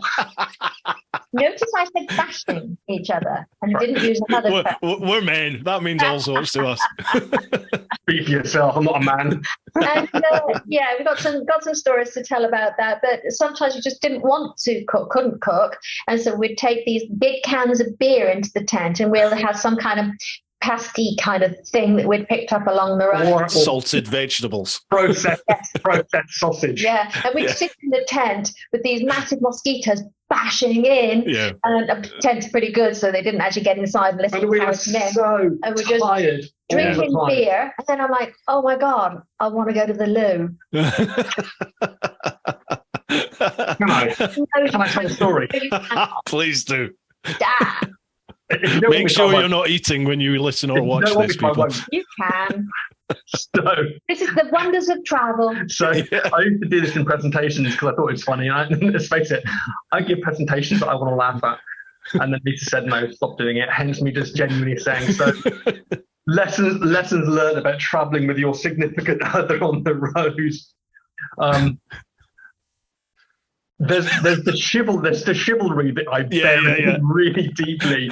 How bad is my life going to be after you said that?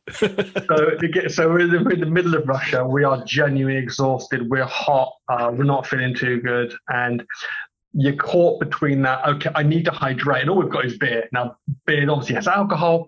It's a diuretic. And so we're like, okay, well, don't drink too much because God forbid, the last thing you want to do once the mosquitoes have because they're now in the front awning of the tent. I mean, literally hundreds of thousands of mozzies in the front of the tent.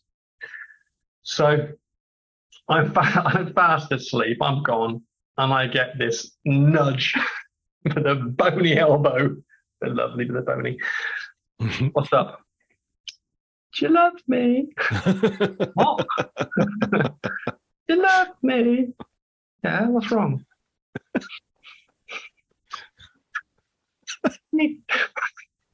I need to go outside. So I said, good luck with that. No. Will you come with me? No. You're kidding. What? With the flying piranhas? No. Oh, God, if you loved me, you would. I said, look, I do love you, just not enough. So 15 minutes later, I really need to go 15 minutes later, she's now man. absolutely busting. And I am so angry and I'm so wound up and I'm so tired and I'm so stupid that as a show of defiance, I've gone out naked, only wearing motocross boots. Because that'll teach her. Yeah. So Lisa goes to have a wee. She's got clothes on. I'm having things bitten that shouldn't be bitten. In the meantime, I'm on my haunches, and as she has a wee, I'm keeping the mozzies away from the bits. No. That, gentle. Said to her, can you modify your aim? Oh, they're getting through. They're getting through. I said, well, I'm outnumbered 50 billion to 1. I think I'm doing quite well. Those are the moments in your relationship that really leave a mark, literally. Wow. The fact you two are still together after like 19 years of that. It's a minor bloody miracle. Now, I may or may not have milked this for a really long time, as I'm clearly still doing. But oh my God. I tried to concoct after that. I tried to concoct a little, because there's no shiwis or anything like that around at that point.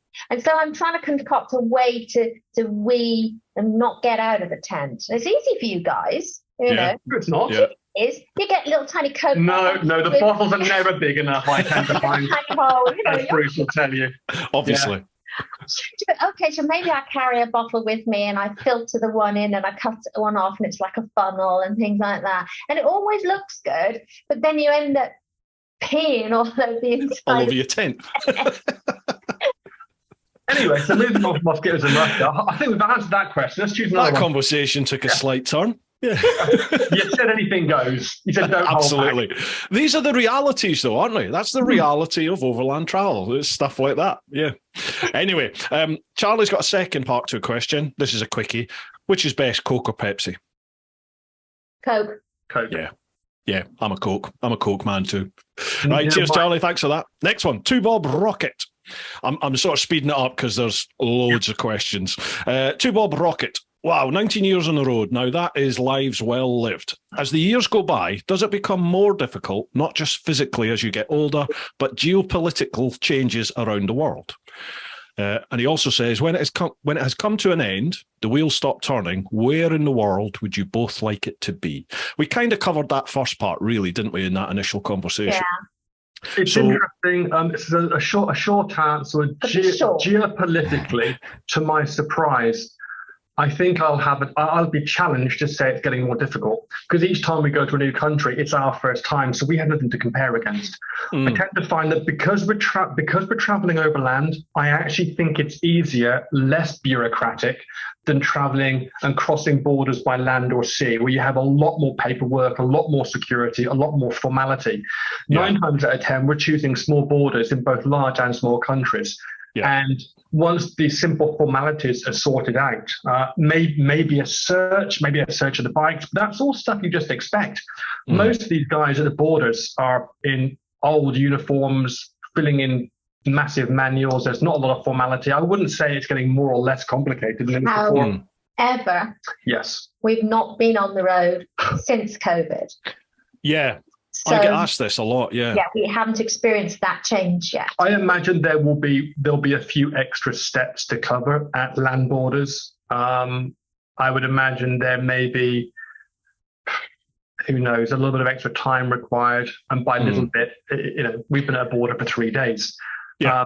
But I don't imagine it's going to increase to a level that makes you think that's it. It's not worth it. I'm going home. See, I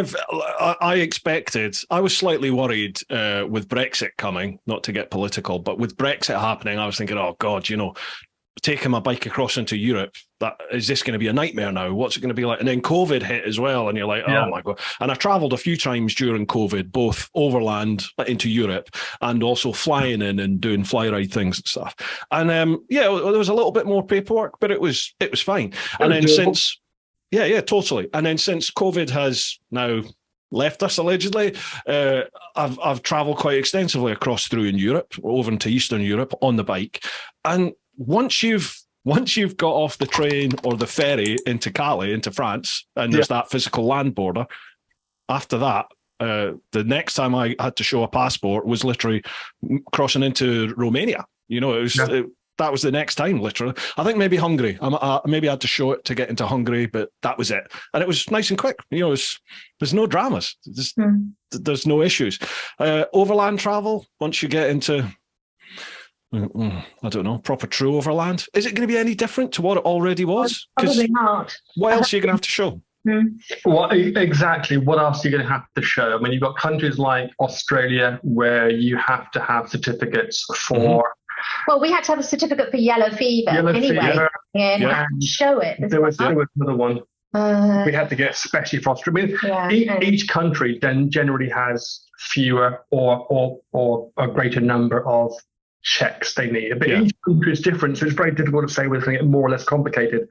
Ultimately, I think it will change, but I don't think today we've seen I don't think we can look back and give you a straight answer to, oh yes, it's much more complicated. As long as you do, or as long as I do my job and I do the research, and you've got your list of documentation, it's just going to maybe add on a couple more things. But as long as you check what is needed, they should be all right. Yeah. So anyone thinking about traveling, I mean, don't be put off by the potential of an increased level of bureaucracy. Just go for it. I like the second part of that question, the second element there about when it comes to an end.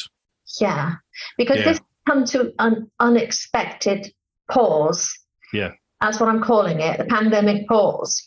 Sounds like an album title. Yeah, I know. And we ended up in Wales. That's not something that I ever thought would happen, or returning to the UK even. I would say we're incredibly lucky. It's a stunning country. We've literally found a small wooden cabin on the side of a mountain inside Snowdonia National Park. It's about the size of most people's garages. Genuinely. But we've been in a tent for 17 years. Yeah. Must be like a palace. And then COVID gave me a chance to basically start doing up and clearing all the bracken and the brambles and all the other bits and pieces. Would you have chosen it? So somebody actually said we can go anywhere. Where would you go? Jokes aside, we were thinking about beginning to look for some kind of base because the intention was never to travel full time for this amount of time. And a couple of areas that caught our attention where we thought, wow, great infrastructure and the cost of living to quality of life ratio. At that point, when we were thinking about that. Northern Colombia. Pretty spectacular. And the Yucatan Peninsula, Mexico. And the reason we like that area is because we love Mexico. I love Mexico. I do. What an amazing place. Mexico is just lovely people. Yeah. I love the language. I love the food. Everything. You can go into the mountains easily. You can cross into Central America. I love Guatemala. Tikal, Belize, Central America. Great infrastructure, good medical care. You can get to see a dentist. You can have your entire mouth sorted out for 35 quid. But then also you can get up into the States and then go into Canada. I mean, that's spectacular. Mexico as a whole has got great infrastructure, airports. And jokes aside, Lisa and I like that slightly lawless feel. One of the big changes that we both had to deal with coming back to the UK was just the quantity and the severity of rules and regulations to absolutely everything, and the level of political correctness, which I think is totally and utterly unchecked. We actually find it quite difficult. We're quite verbal, as you probably guessed, and some of the things we come out with, I know, are probably not taken in the vein that they're meant, and our sense of humour is probably a little off to the side. Twisted and dark. Normal, I would say. Normal. And we haven't had to watch what we say because we've been travelling through so many different countries. A lot of people don't understand what we're saying anyway. So. That's interesting, though, because you did sort of come back to the UK at that time when political correctness was just going crazy. It was just going mad, and I think there's starting to be a little bit of a bite back and a fight back almost. Not so much in this country. In America, believe it or not, from the people I know over there, they seem to be going, hang on, enough is enough here. Do you know what I mean? If there's offence meant, then obviously, yes, that's unacceptable. Or certainly, maybe it's not that it's unacceptable. You know, everyone's going to be offended by everything, aren't they? But somebody's always going to be offended by if they choose something to be, that you because say. Offence is often taken, not given. Absolutely. And I've chatted about this on the podcast before, like, putting your life on social media the way I do and you guys do to an extent as well. Like you do get bad comments sometimes, don't you? You get trolls. But I've also taken comments the wrong way. You know, people have said something in a comment and maybe I'm just in a bad mood that day and I read it and I'm like, you cheeky, you know, and you're like, have that. And then they reply going, whoa, no, that's not what I meant. This is what I meant. And then once you're in a better frame of mind and you read the comment, you're like, oh shit, yeah, I can see that. I took that the wrong way, you know. But going back to the conversation at the beginning, that's one of the biggest problems with text messages and written messages. As the reader, you infer the tone. Yes. Because there is no tone, and that inferred tone is often based on the mood you're in at the time. Yeah. Especially bearing in mind when we write messages, we're not grammatically correct with our commas and our full stops, which are often there to indicate a tone or a speed of information. Some of the messages I get, because they're all abbreviations, I have to say to Simon, what is this? Yeah. So this is how naive and stupid I am. I had some really cool, really chunky ex-Special Forces American friends messaging me years ago. You're talking a few years back, and I kept looking, going, God, these guys are so hardcore. I mean, these are trained killers. Why does he keep saying lots of love? Well, lol. He's so in touch with his feminist side. That is so cool. And then he told me that's totally wrong. You should never have told me that. It was like going to Germany at the beginning of the trip. I said to Lisa, look, I need to go to the toilet. Talking about this. I need to go to the toilet. I need to stop at a town. The next town we go past, look, we'll just stop. And we went past this town. We're on the highway, and it was called Auschwitz. And she said, so we went past this place is popular. And I looked on the map and I couldn't find it because I'm crap at maps now. I like GPS. She likes maps. Then I went past the second sign, then past the third sign. It's got to be a pretty good size. I mean, we've got three turnings so far. It's all over the place. She's pissy with me because no, we're not stopping. Look, I just want to go in and go to the toilet. I didn't know that Auschwitz was German for exit. Exit, yeah. Yes. I felt foul of that first time I was there. I was like, fucking hell, this place must be massive. Everywhere. Yes, yeah, and I really, is that what you thought? Really? Oh my God! And German's not my language. Jenny brings me on her trip because I pick up heavy things. Come on, what's the next question, Bruce? So going back, we are very, very happy and surprised that we're in Wales, but it is stunningly beautiful, and where we are, we couldn't have chosen a better area for our mental health and our physical needs, etc. So, Wales and the area. I mean, we're inside Snowdonia. We're overlooking the Dovey biosphere. We're in a protected dark sky spot. We genuinely jumped off a building and landed in a big pile of feathers. It's spectacular. I totally get what you're saying about coming back to the UK and sort of being somewhat overwhelmed by the bureaucracy and the rules and regs. But I found myself coming back to the UK and going, oh God, it's good to be home. Like, as in, I took for granted what we have here. A lot of things really used to piss me off about, and still do, about the UK. Politics, just so many people, all sorts of stuff. Just loads of things about the UK used to hack me off. And then I came back and it was just like, we're so lucky to have what we've got here. If we're ill, you just go to the hospital. You're not paying anything. It's there for you. And you might be waiting for hours upon hours. Yeah. But that's still better than not having anything at all when you're in excruciating pain and you're scared.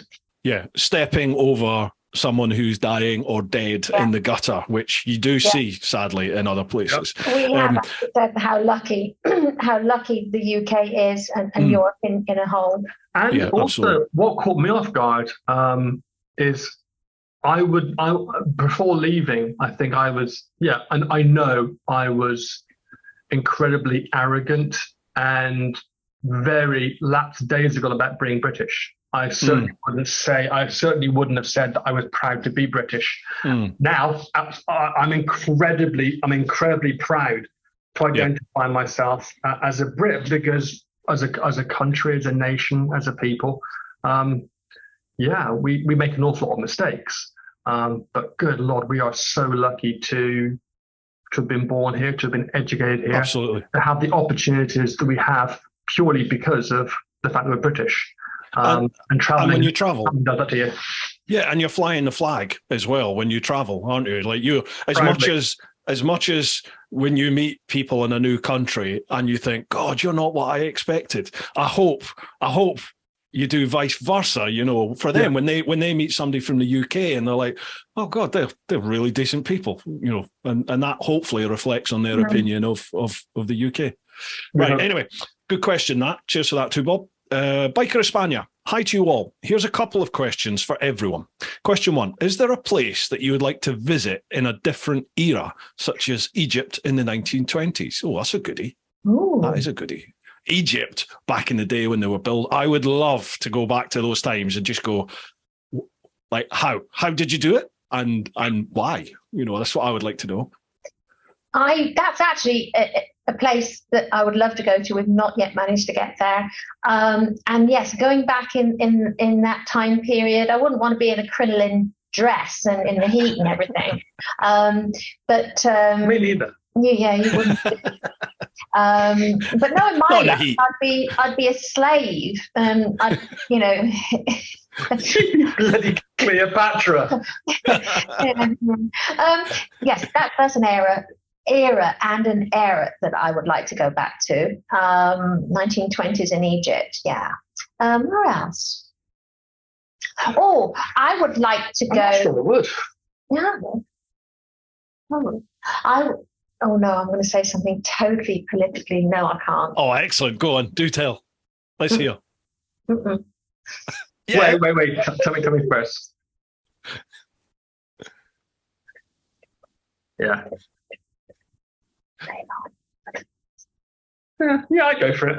It's not that bad by my standards. Well, we were in Australia. We had a few issues. Anti-English sentiment that was expressed. When they go, I can't do the Aussie accent, but they go, you're bleeding palms. And I would actually go, actually.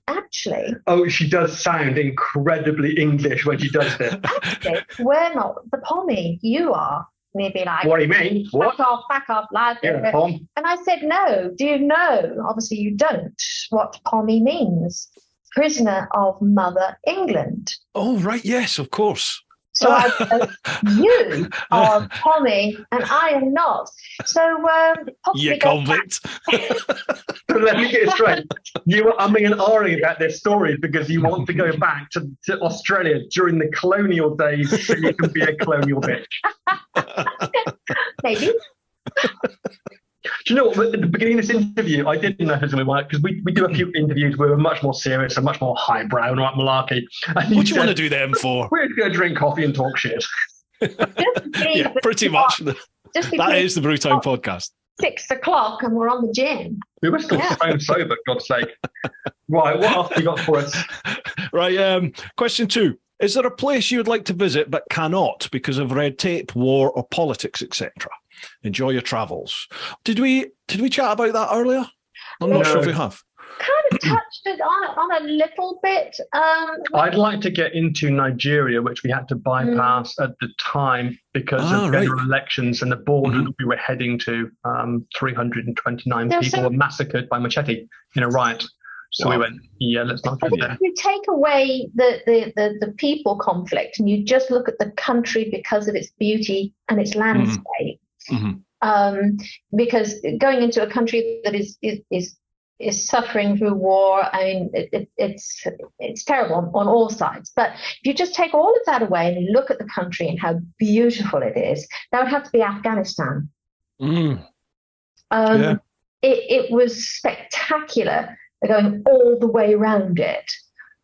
We did go into Afghanistan went in once by mistake. Yeah, we went into Afghanistan a couple of times, but that was because we were having to negotiate the Panj River Right. So when we went there in, were rock slides and things, so we would go down and anyway. And one time we camped and we sent where we were, a spot message, and our friend came back to us and said, "Why are you in Afghanistan?" Like, we're not. And he said, "This is when we actually got internet connectivity." He said, "Why did you come to Afghanistan? You said that you weren't able to." We said, "We didn't." He said, "No, you did." And he sent us the spot, and we're like, "Oh yeah." Wow. Whoopsie. Absolutely spectacular. I would love to go because of that. So go on. I was going to say China. Has always been on our wish list, but it's just been prohibitively expensive because of the rules and regulations. But the last big item on the that would just make the trip extra special for us is getting to Antarctica. Absolutely, yeah. I mean, I've had Steph Jevons on here, and obviously she managed to wing it, legally or illegally, but she managed to get there. How would you guys facilitate that then? Have you got any plans how to get there? Well, we had got it arranged at the beginning of the journey. We had a chance meeting with an Air Commodore of the Uruguayan Air Force who just thought that was crazy enough to help out with. And he said, "Look, we've got 4 Hercules that are flying down to restock the research base. Yeah, we can do this, that, and the other." We made plans, and we had special tires coming in from Sweden and oils and all the gear. And 2 weeks out from riding to southern Chile, actually arriving at the airbase, we got an email from Air Commodore Jorge, I forget his last name. Yeah, I can't think of it. He said, "Listen, guys, I have to change a plan. I've just had my budget cut by 3/4. I've got to take the same amount of gear, but I've only got 1 plane, not 4. Oh. There's no room." And we've been trying to get back ever since. So realistically today, just because of the financial cost, it would have to be in tandem with some kind of TV documentary type thing. Considered ecologically appropriate these days.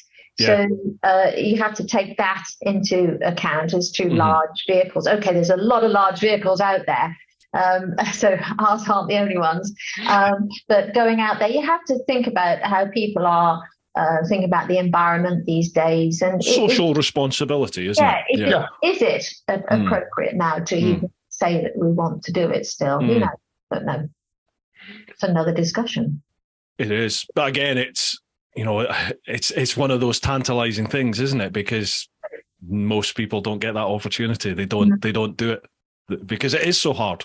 And because of all these questions, it would be great. I mean, if we had, I think it would be an incredible life experience. What we need actually, Richard Branson to just say, "Those guys, they're British. They need to do it and do it for us." I'm still a virgin. I'll go. I'm always attacking. What would this be like if we had booze involved? Wow. I've done the Overland event, actually. I know what it would be like with booze involved. Did we have that conversation at ABR about somebody said, someone said to us during an interview a couple of years ago, when you travel, obviously you're very close. Do you still, he said to us, this is an American, do you take contraception? Now, bear in mind, American audiences can be quite PC. I said, no, actually, we don't use any kind of contraception when we're on the road in countries like Mongolia. You went Mongolia? I said, well, we were very short on water. I did get a little bit lax. So lots of cuddling, not much sex. And he looked confused and went, ugh. That was the end of that conversation. Yeah. Oh, wow.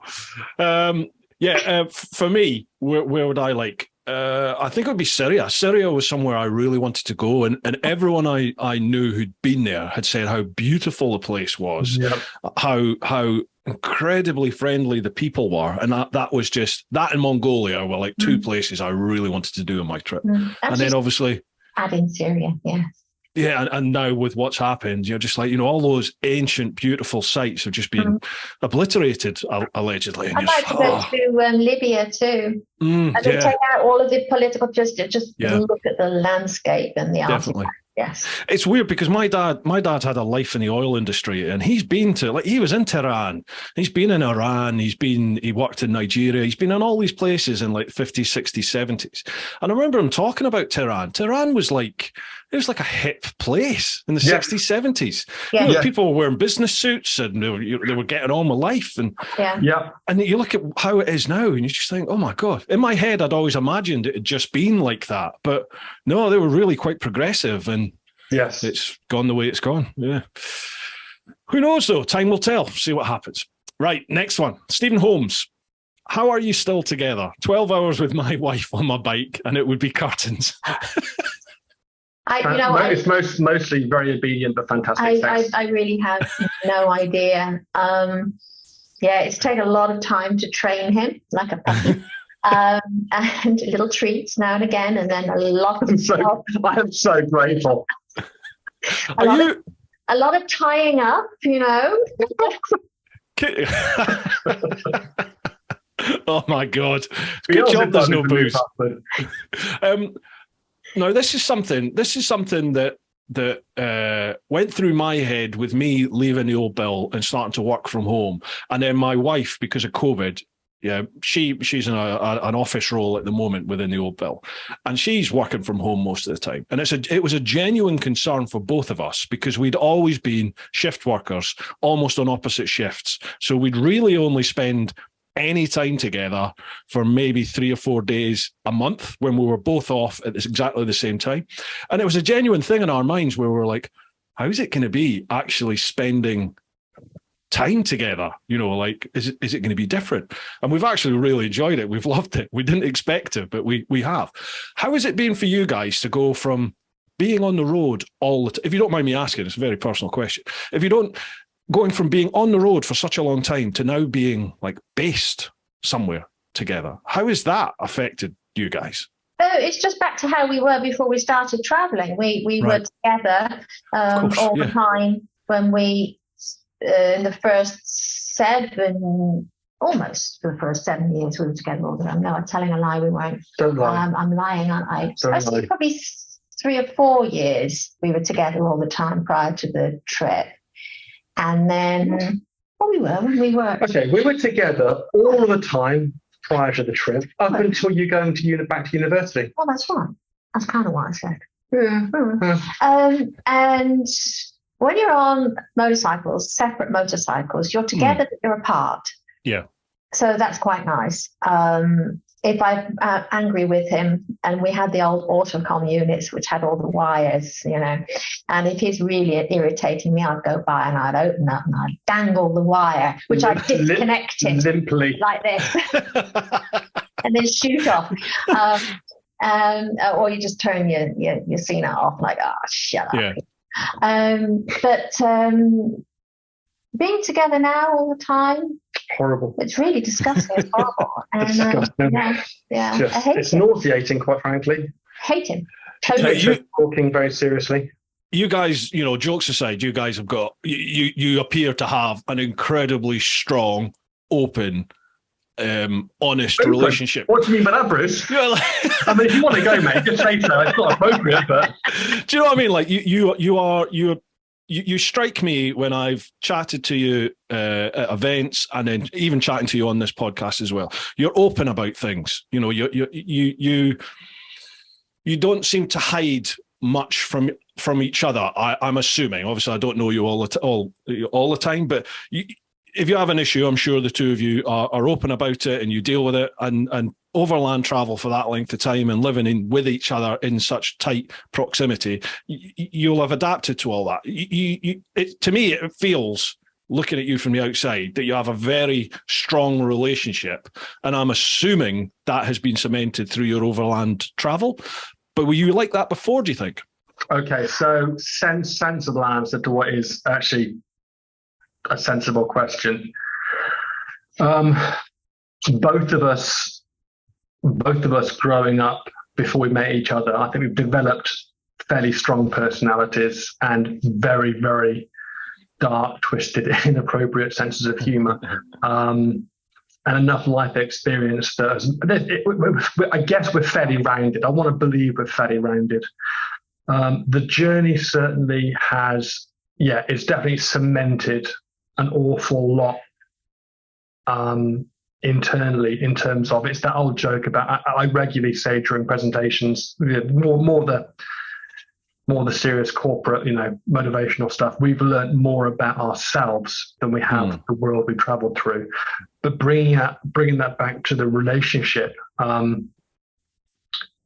ultimately, the level of respect I have for Lisa, not just as my wife, but as a human being, as a person. I know that sounds a little nauseating.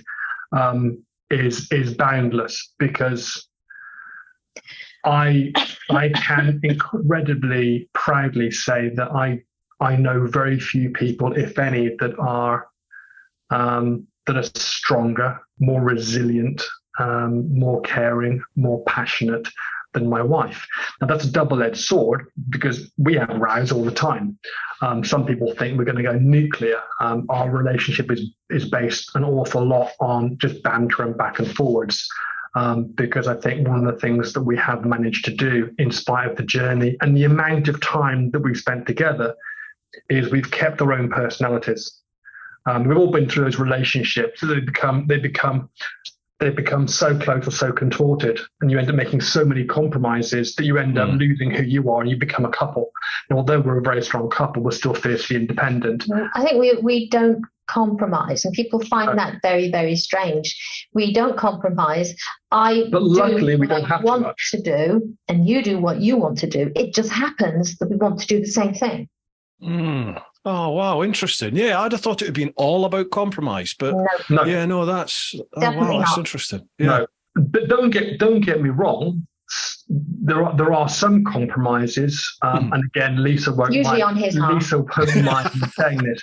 If there's ever a compromise to be had, it'll be me, because Lisa just doesn't back down.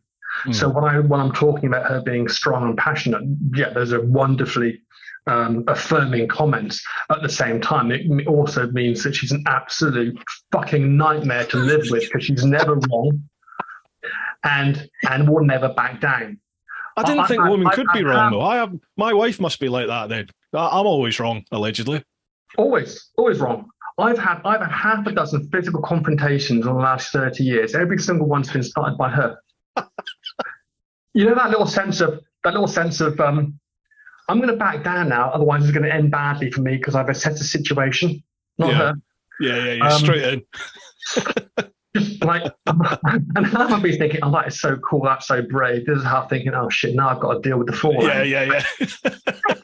Deal with it. Yes, but when he's 6'4" and got an automatic gun in his hand, and you're poking him in the chest, telling him he's a very, very bad word, after I spent 20 minutes calming him bringing it down, yeah. And he's also completely off his face on drugs. Maybe I didn't read the situation that well, but you know. But again, being a bit more serious, ultimately, one prime example, if it wasn't for Lisa's determination, cool head, and just Lisa being Lisa, I would not be alive today. And that's not just because of the Amazon. So yeah, the level of respect I have for Lisa is especially if you ever let me get a word in edgeways. No, go on, you have a turn. I was going to say the same thing, but I might change my mind now. You should. I think it is respect. It's also total belief and faith in that other individual. So there have been certain situations where I know Simon was going, I don't know how we're going to get out of this. I don't know what I'm going to do. And I have gone, we're going to be fine. You're going to sort it. There's something that he needed to sort, not me. You're going to be fine. You're going to sort it. I know. How do you know? I just know you're going to do it. I don't know why I knew that he was going to do it, but he was going to do it.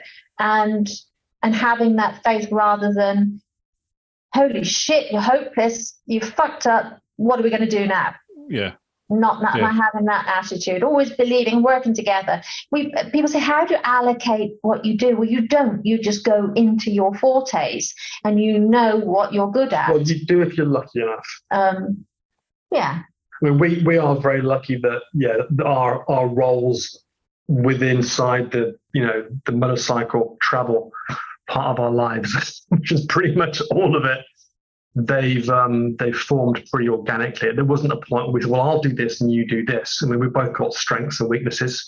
I make a joke, which actually isn't a joke, that research and the route is Lisa. I mean, Lisa is the one that plays the violin, and she's a trained musician. She's the smart part. I mean, we went to Russia. You know, she read her prep. She read War and Peace. I watched The Hunt for October 3 times.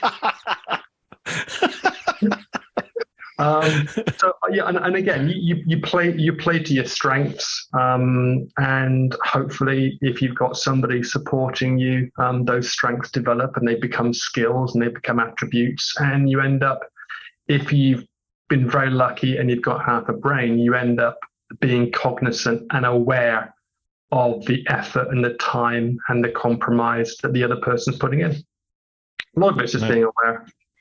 And actually acknowledge it. Mm-hmm. Mm-hmm. Wow. It's beautiful words, man. Your bid's great, by the way. Thank you. Right, I'm just conscious of the time. That is over 2 hours already at the moment. Are you guys okay for time? Yeah. Sure. Right, okay. I got a 6-hour drive. I'm putting it off. Carry on. Blimey, where you off to? It's not 6 hours. It's not. It's 4. It's 4 hours. Well, I hate we're currently in Friends, just south of Bristol. Mm-hmm. I'm in their kitchen, and next door, going, come in and make a cup of coffee. And we're heading back to Wales. To Wales. We've got a photo course of ours coming up. So. Oh yeah, of course you do. Yes, right. Right. Yeah, we discussed this, didn't we? Yeah. Me again, folks, just another shout out for this week's sponsors, who are the Influencer Store. The Influencer Store helps you build your brand big or small, providing you with a solution and apparel. We help you to increase your fan base while supporting you with starting your own influencer clothing line with nothing more than just an idea or design, and there are no hidden costs. For more info, come check us out at theinfluencerstore.co.uk or drop us an email at online@influencerstore.co.uk for more information. And now, if you've got any of my merch over at TeapotOne.com, all of that is handed by Roger and Charlotte over at the Influencer Store. It's really good quality. It's British made. That's why I've gone with them. So a huge thanks to the Influencer Store. Lastly, folks, this is just one from me. It's a massive shout out to each and every one of you who's listened to the podcast, each and every one of you that watches the vids, both here and across on the main TeapotOne channel. Thank you very much for all your support. Thank you very much for engaging in the comments, liking and sharing the social media stuff, liking and sharing the vids. Sharing vids is a huge thing. Really is. You've got no idea how much that helps. You bump you up in the algorithm. So if you enjoy what you watch, what you listen to, share it amongst all your mates. And thank you very much. For all those of you over in the clan on Patreon, not much I can say except, a heartfelt thank you. You folks go that extra mile, and I really do appreciate it. I couldn't do this without your support. If you fancy checking that out, head to patreon.com/TeapotOne. Okay then. Let's get back to the chat. Right, next one. Pete Hastelow. You know Pete as well, I'm sure. Hello, Pete. There we go, yeah. That was my reaction when I saw it. I thought, oh no, what's he going to ask? Lisa, 17 years on the road and 4 years in a shed with Simon. What are his most annoying habits? 4 years? It just got longer. Didn't it? What are his most annoying habits? How long have you got? I was so nice. I was so nice to you. But I have to say this. What is it with men of a certain age that they begin to snore? See, I've always done that. I've always been a snorer. No, she was asking. So your bedfellows. How many of your boyfriends snore, Bruce? Depends how tired they are. That's a recent development, and it must. I don't sleep well anyway. I sleep. I maybe grab 2 hours here, an hour here. I've never slept well. So all in all, I don't know. Maybe I get 4 hours a night, something like that. Now I'm getting even less than that because of him. Wow. So I've also had long COVID for 1.5 years, and I'm finally feeling a little bit better. But I do wonder, jokes aside, whether that had something to do with it. And the other most annoying habit. Oh gosh, there's so many. Which ones can I say? 4 hours in the car. I'm just saying. Remember the whole respect thing we just rambled on about? Yeah, I know. The phrase just a second. Almost finished. No, not that. Just a second. Computer stuff I was talking about. Wow. What about bigger darling? Yeah, no. Computer work. Computer work, yeah. Photographic work, editing work. Give me 2 minutes. Give me 2 minutes. I'm put that Half an hour later. On gravestone. Give me 2 minutes. No, on my gravestone, I want the exact same word as Spike Milligan. Spike Milligan. Yeah, told you. He says, "See, told you I was ill." Told you I was ill. Yeah. Oh, get off! You're standing on my head. So that, especially being able, and is this a man thing? Let's not validate Pete's question anymore. It probably is. I don't know. To be able to just disassociate yourself from the world and put your little blinkers on, and there could be a murder going on over here, and you're just like computer. Well, Netflix anyway. Or Netflix. I think that seems to be a male thing in that we I think to an extent, yeah. I think women seem to be, in my experience anyway, with the women I've known in my life, they seem to be much more like all encompassing. They want to know what's going on, or they're conscious of what's going on all round about them most of the time. Whereas I certainly, like, I can just focus in on something and just ignore all this, and I will be totally focused on that, the TV, when I'm editing, anything like that. But I don't know why that is. That it seems to be men can like pinpoint focus and ignore everything, whereas women seem to seem to be much more aware of everything around about them. Their peripheral vision and hearing seems to be on all the time. I've got a new one. Finally, really? I've got a new one. Thanks, Pete. Still hate you. Got a new one. No, you don't. I do. Right, moving on. No, I do. What are you going to say? Well, I'm going to say, why is it? Because, of course, we've been outside, living outside. So, I'm actually nervous now. Go to the loo, go outside. So why is it that you miss? That's a guy thing. Why do you miss the toilet bowl? No, I've learned and adapted. I've learned and I've overcome. I'm not just going to sit down. I had this the other day. Like I went to the toilet, and as far as I was aware, everything's fine. Yeah. Came away, my wife went into the toilet, and she was like, "You've peed all over the floor." And I'm like, "No, I didn't. I've gone back and I had." And I'm like, How have I missed? Because obviously it dangles in the bowl. Obviously. Why hell did it blow hands? It was fine. It's like a fire hose. Yeah. It must have been the back pressure. Anyway, I've noticed that. As the years have gone on, like as I've got older, I don't know why or how that happens. I've got no idea. Out of fear now, I just sit down. It's easier, and I'm lazy. Well, this is your opportunity because Pete has another question. In fact, Pete seems to have a few questions. He says, Simon, 17 years on the road and 3 years in a shed. Well, how come you said 3 and you said 4? Anyway, 3 years in a shed with Lisa. 1, does she need a medal? And 2, what are her most endearing qualities? I think we kind of touched that, didn't we? So well. Yes, she definitely needs a medal for so many things. And most endearing qualities, Lisa's drive to take care of the people that are important to her and her loyalty. Mm-hmm. Her loyalty is unquestionable, and sometimes that's a great thing. Most times it's a great thing. Sometimes it backfires a little bit, but no, loyalty and strength. Nice. I sound like a very big German Shepherd or something. Yeah, she molts like a mother. You wouldn't believe it. Picking up the hair is tricky. Combing her in the morning is a little awkward. We get a few fun looks from the neighbours. But no, she's good. Trick collar on me to make me obey. Yeah. Right, moving on again. Pineapple. And he also says, ask Simon to show you how to dance YMCA. I had to teach him. That's definitely going to be an Overland event thing, that, isn't it? Sure. Yeah, absolutely. Cheers, Pete. Thanks for that, pal. Next one, Pete English. Now Pete's not been on the podcast for a while with his questions, but he's renowned for his questions. So let's see what he puts in here. 100 episodes. Congratulations on how well the podcasts have done, Bruce. It's fantastic. Thank you very much, mate. It's getting harder and harder to come up with these very important, life-questioning, challenging, and original questions. So my question, do you believe that's it?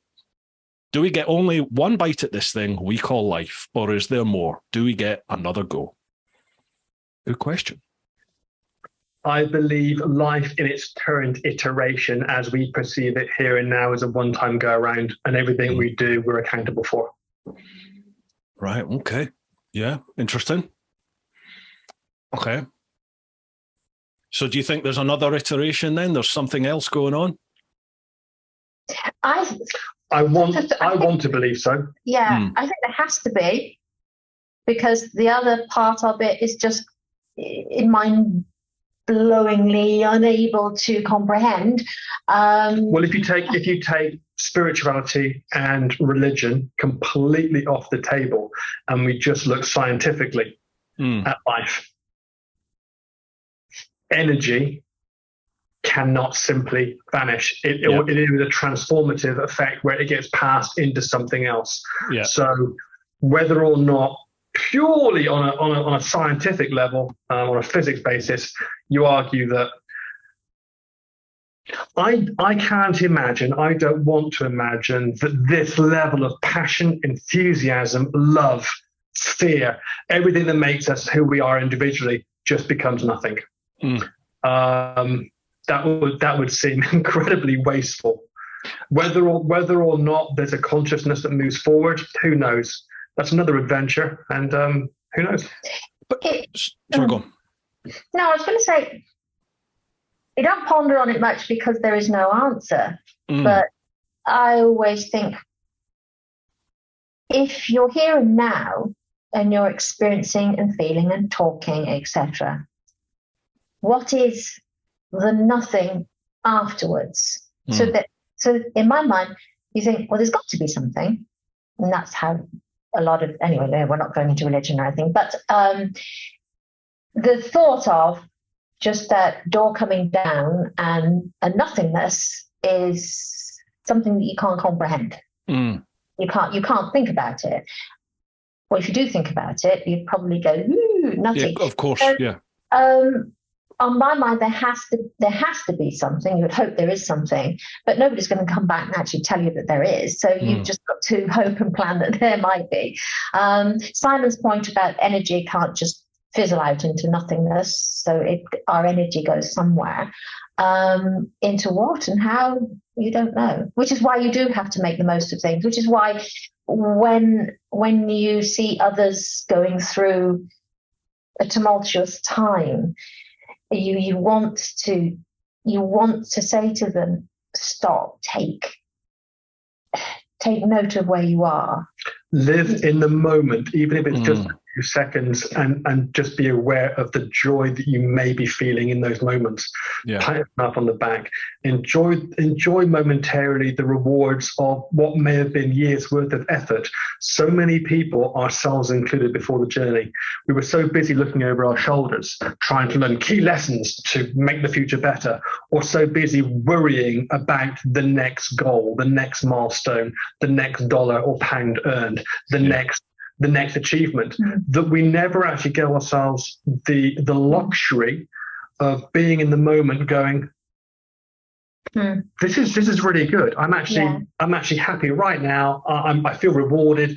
This is fantastic. This is here. This is now. This is real. Wow, great. You do that a lot more than me. I'm a worrier. I worry about everything and everyone and everything. I'm glad you said that, actually, Lisa, because I found I was like what you just said there, Simon, when I was traveling. Like once I was in sort of like 6 weeks, 8 weeks in, and you're into life on the road, and it's life now, isn't it? And that's that. And I very much had that mindset, but I do find now, particularly since I've gone self-employed, where there are those financial worries every month. You've got set bills that need to be paid, don't you? So you're like, right, I've got to do this, got to do that. And I do find myself constantly having to remind myself of my own mantra, of my own live your life sort of ethos that I base my whole trip was about, and my whole brand is about that live your life thing. And I do find myself having to constantly go, hang on, just look where you are, look what you've achieved. You're still here, you're still breathing, you still got the roof over your head. there are still things that you can find joy in, and I'm using that word in particular. So some of this might sound rehearsed, because a couple of years ago we were in America. We were doing a number of talks about, well, we give a number of presentations, but there was one about managing stress and just being mentally aware and so forth. And one of the conversations that comes up today with Lisa and I, because it's so easy to fall back into those old mental habits. And Lisa is a worrier. And she says to me, how can you not be worried about this? And I say, well, I'm aware of it. I'm aware of the ramifications of this particular thing not working out. But I'm not going to worry about it if I cannot directly affect it. Mm-hmm. If it is truly out of my control, then me spending time and my limited cognitive ability worrying about it is just not productive. She said, well, how do you turn it off? And I said, well, practice, and I choose to, because there are other things that are worthy of my attention that I can directly affect. Yeah. And I don't have a limitless number of waking hours or mental and physical energy. So I'm just allocating resources. That's all I'm doing. I've been thinking about this recently, though, in that my period of time riding on the bike during the day would be, and many people say this, it's your level of meditation. Your brain goes off. I don't listen to music. I just experience and concentrate and look and think. Be in the know, yeah. And sometimes I don't even think. Sometimes, it's empty up there. Welcome to life as a man. Yeah. Or I'm planning ahead of anything, border crossings or food or whatever. And since being off the bike, everything seems to cram in on you. You don't have that period. I don't seem to have that period of meditation, if you want to call it that. Motorcycling is meditative. Yes. Because especially if you're off-road, for example, for us, all of your concentration is basically focused on fighting physics and staying upright, because there's billions of reasons why you should be falling off that bike, and one reason you're still on it, and that's your level of focus. It's like juggling. You're not worrying about all the other things and ifs and maybes. You're focused on this one task. Whereas being where we are now, everything is in your brain. That percolating all the time, or mine is anyway. I don't know about yours is, because you just concentrate on Netflix. I like lifting up heavy things. Well, what I have been thinking about when we've been on these events, you get people doing yoga and things like that. Well, we like to exercise regularly anyway. I was thinking, how about some meditation? I quite like some meditation. I was going to say to you, like, what do you replace that sort of introspective time that you get when you're riding a bike, when you're traveling? Now when you're not riding and you're sort of more stationary, where do you get that time? So meditation. I absolutely adore weight training. I like going to a gym. I like lifting heavy weights, and I can actually lift quite heavy. And it's just harking back to the old days of what? Yeah. Harking back to the old days when I used to train an awful lot, and I just love doing it. Your brain just focuses on that one thing that you're doing. I don't like running. I like walking, and luckily we're in Snowdonia, so we get the opportunity to do that. Not as much as we would like, but we also have that. But training for me. Anything that takes our concentration totally. So for me, training is one of those things, because we're always pushing ourselves way past our comfort zones. Breathe. Training, and ironically for me, movies. Right. Okay. Yeah. And I mean, bearing in mind Netflix, Prime, all these things came along, and I kept having friends go, "Oh, I've just binged to watch this," and I'm not watching, because we've never had internet that's been good enough or consistent enough. But sometimes you do watch the most incredible shit. Yes. And it really.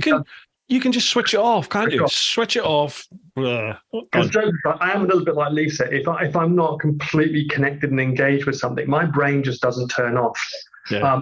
I'm not one of those guys that can just go onto a beach and lie down for half a day. Half an hour. I'm like, okay, what's next? I need to go and do something. What needs to be done? Yeah.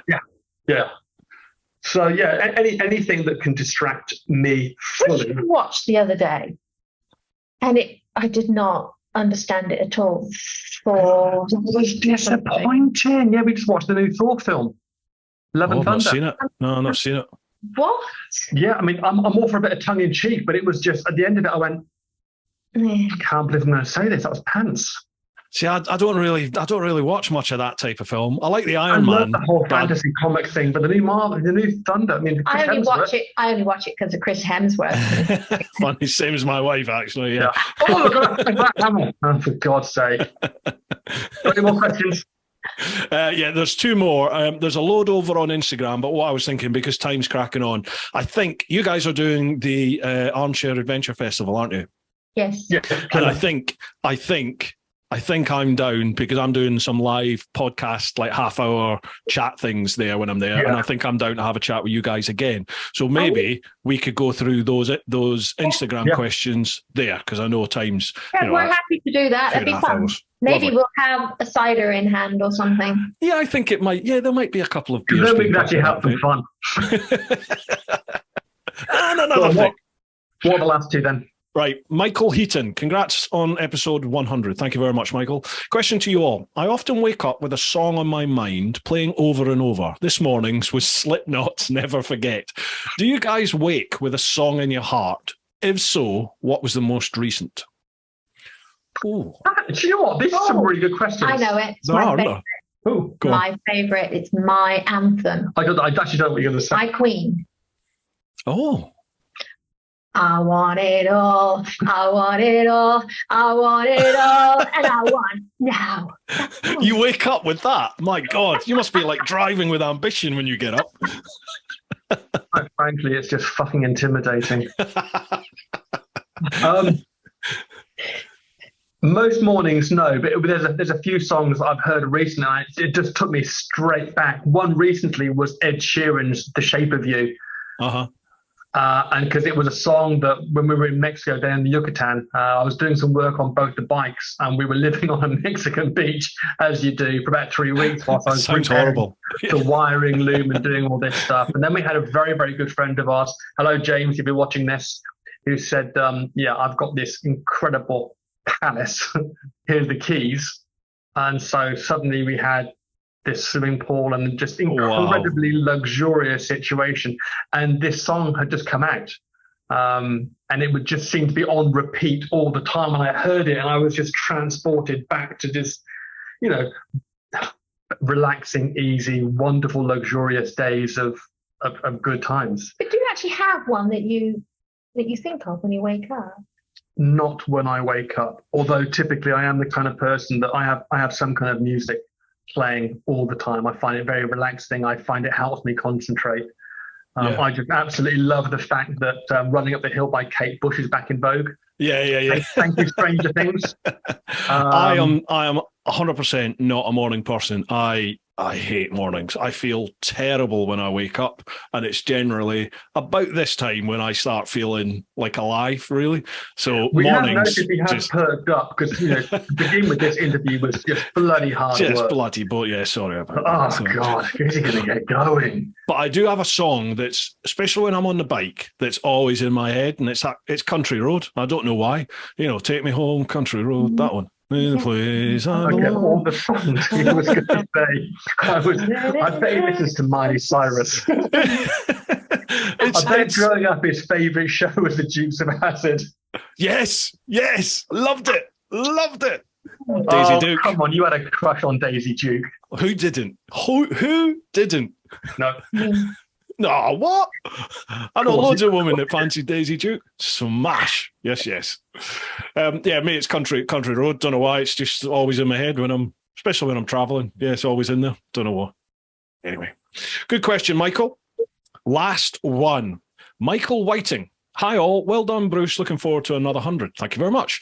Question. In all your amazing travels, what was the worst breakdown you had to deal with? Oh, easy peasy. When on 3, 1, 2, 3. Listen. Yeah. What a place to break down. The key, without going into details, the biggest challenge I had with that is that I know nothing about electrics. Literally nothing. And the entire wiring loom, 6.4 feet of the entire wiring loom, which bundles 64 wires together, the entire thing fried, which meant that every single piece of wire that is normally color coded just melted.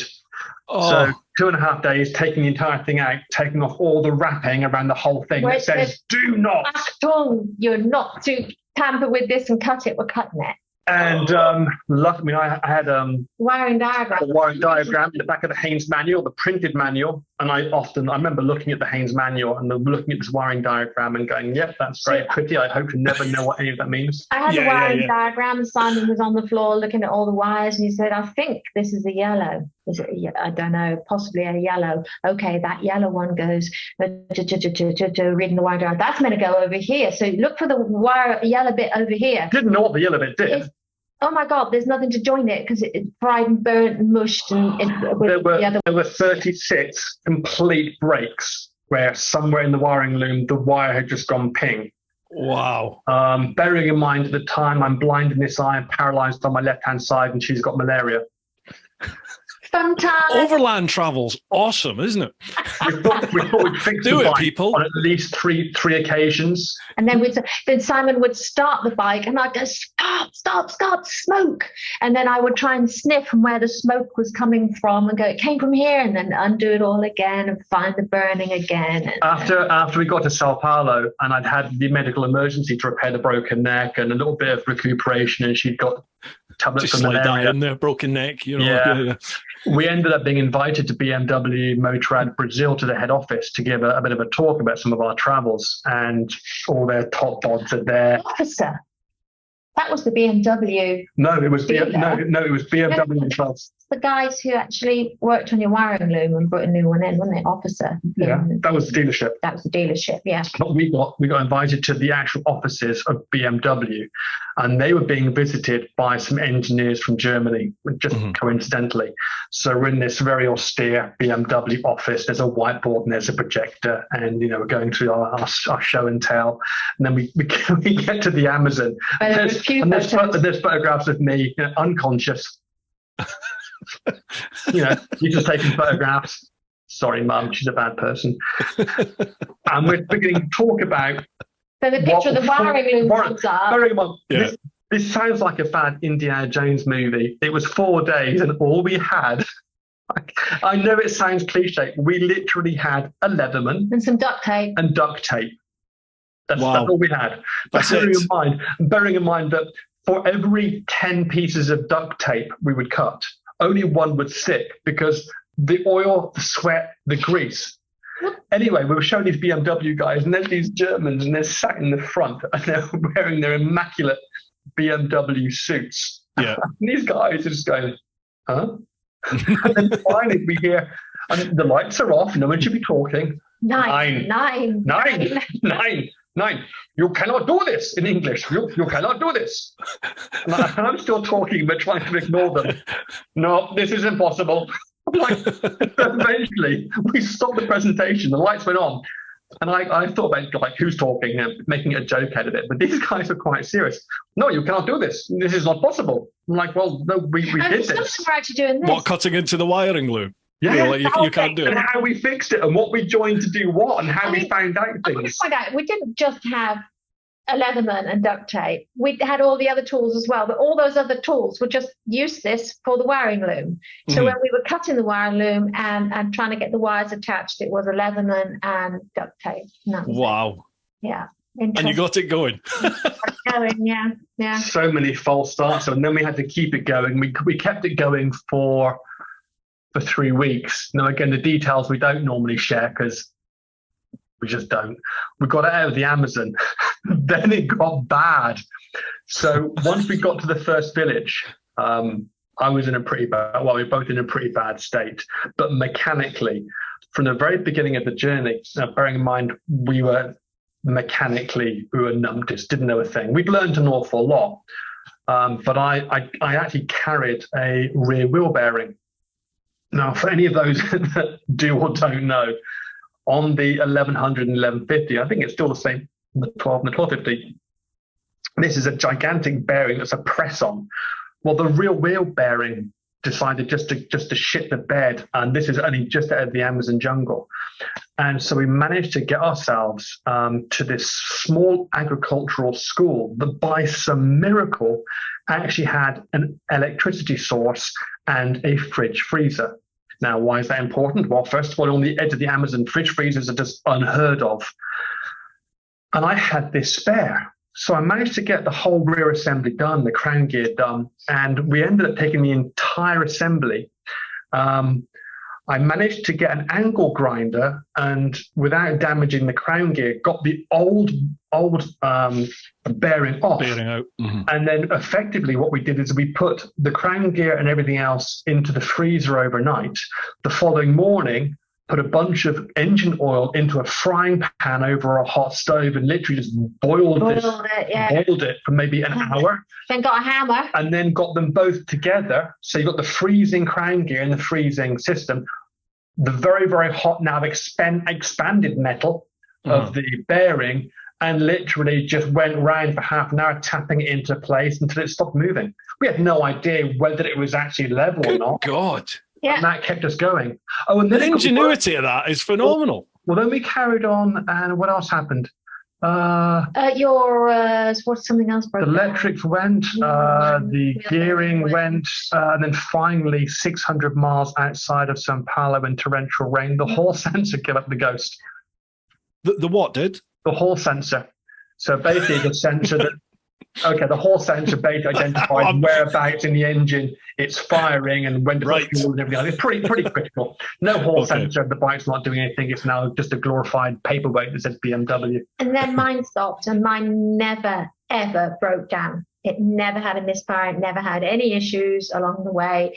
And that one morning, it just didn't start, which was a lifesaver, actually, because the road going into Sao Paulo was so atrocious that had Simon decided to ride it, he could have been a paraplegic by now, because when we got to the hospital, they said he was a millimetre away. Half a millimetre away.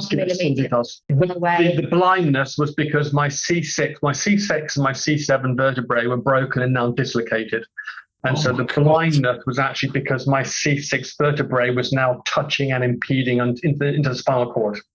And you just not only fixed but ridden a bike through the Amazon for 3 weeks. It was not good. Yeah.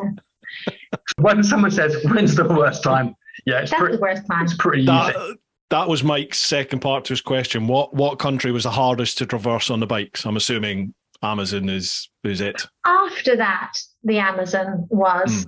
But prior to it, I mean, it was heavy going, but I would have still done it. Brazil was an easy country to travel through. I mean, bearing in mind that we specifically chose that particular route from Manaus down to Portobello, because as far as we could tell, and I think that's still the case today, it had never been attempted on large capacity bikes.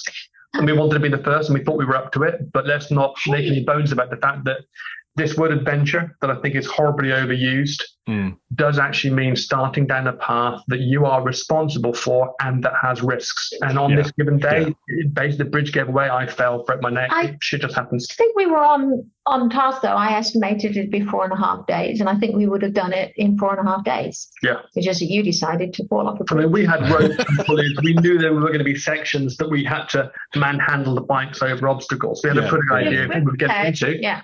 It just went sideways, and then it's our jobs to reassess, adjust, and get out of adapt, and get on with it and get out of it.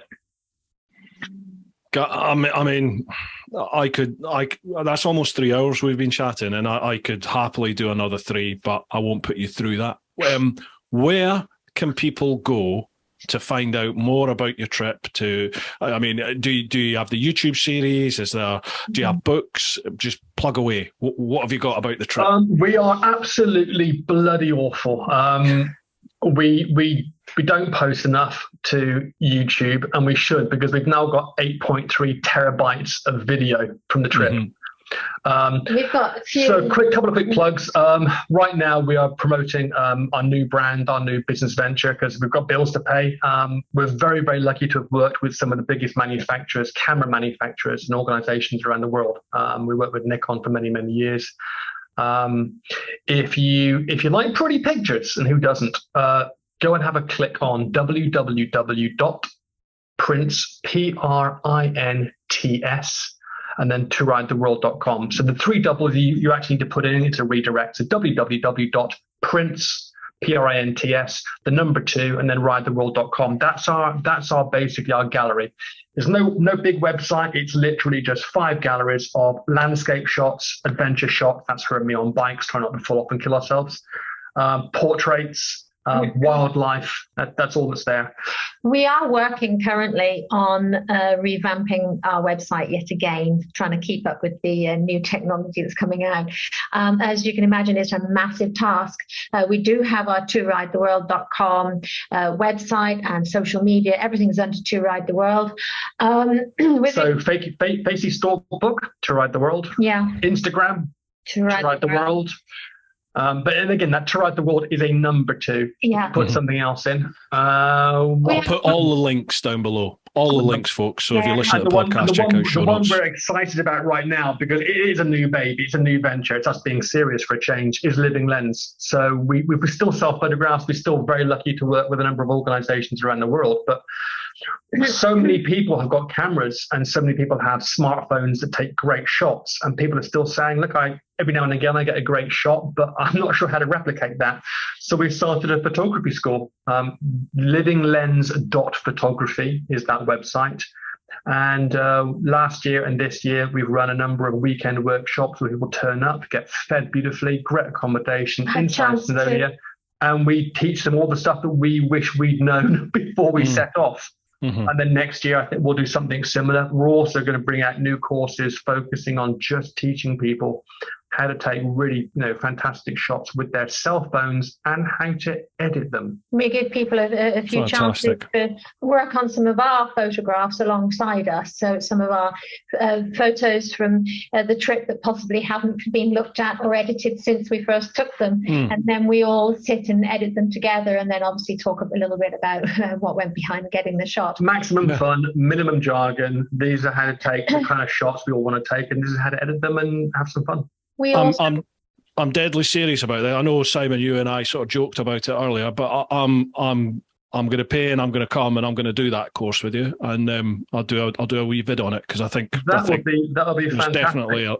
There's definitely a lot of people like me who, we've all got these phones on us that take amazing pictures, and I haven't got a Scooby how to set up a good shot up. So I'll do that for sure. It'll be fun. It'll be fun. We have a load of stories, as you can well imagine, and we are setting up.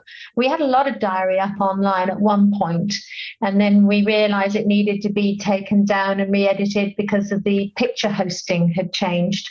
So we're having to revamp all of that and redo the photographic side within the journal itself.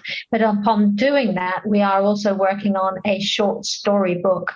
It won't be... oh my God, the amount of people that have asked, so what's the book coming out? I'm like, it's too intimidating. We're not going to do from 2003 right the way through to 16 years later. That's not going to happen. I think we've decided what we're going to do to make it manageable to write and fun to write. Because trust me, if it's not fun to write, it's going to read like shit. It becomes laborious, doesn't it? Yeah. I think the best thing we can do for ourselves and to make sure that what people read is actually enjoyable is we're going to create a number of books, and inside each of the books will just be a set of short stories. Mm-hmm.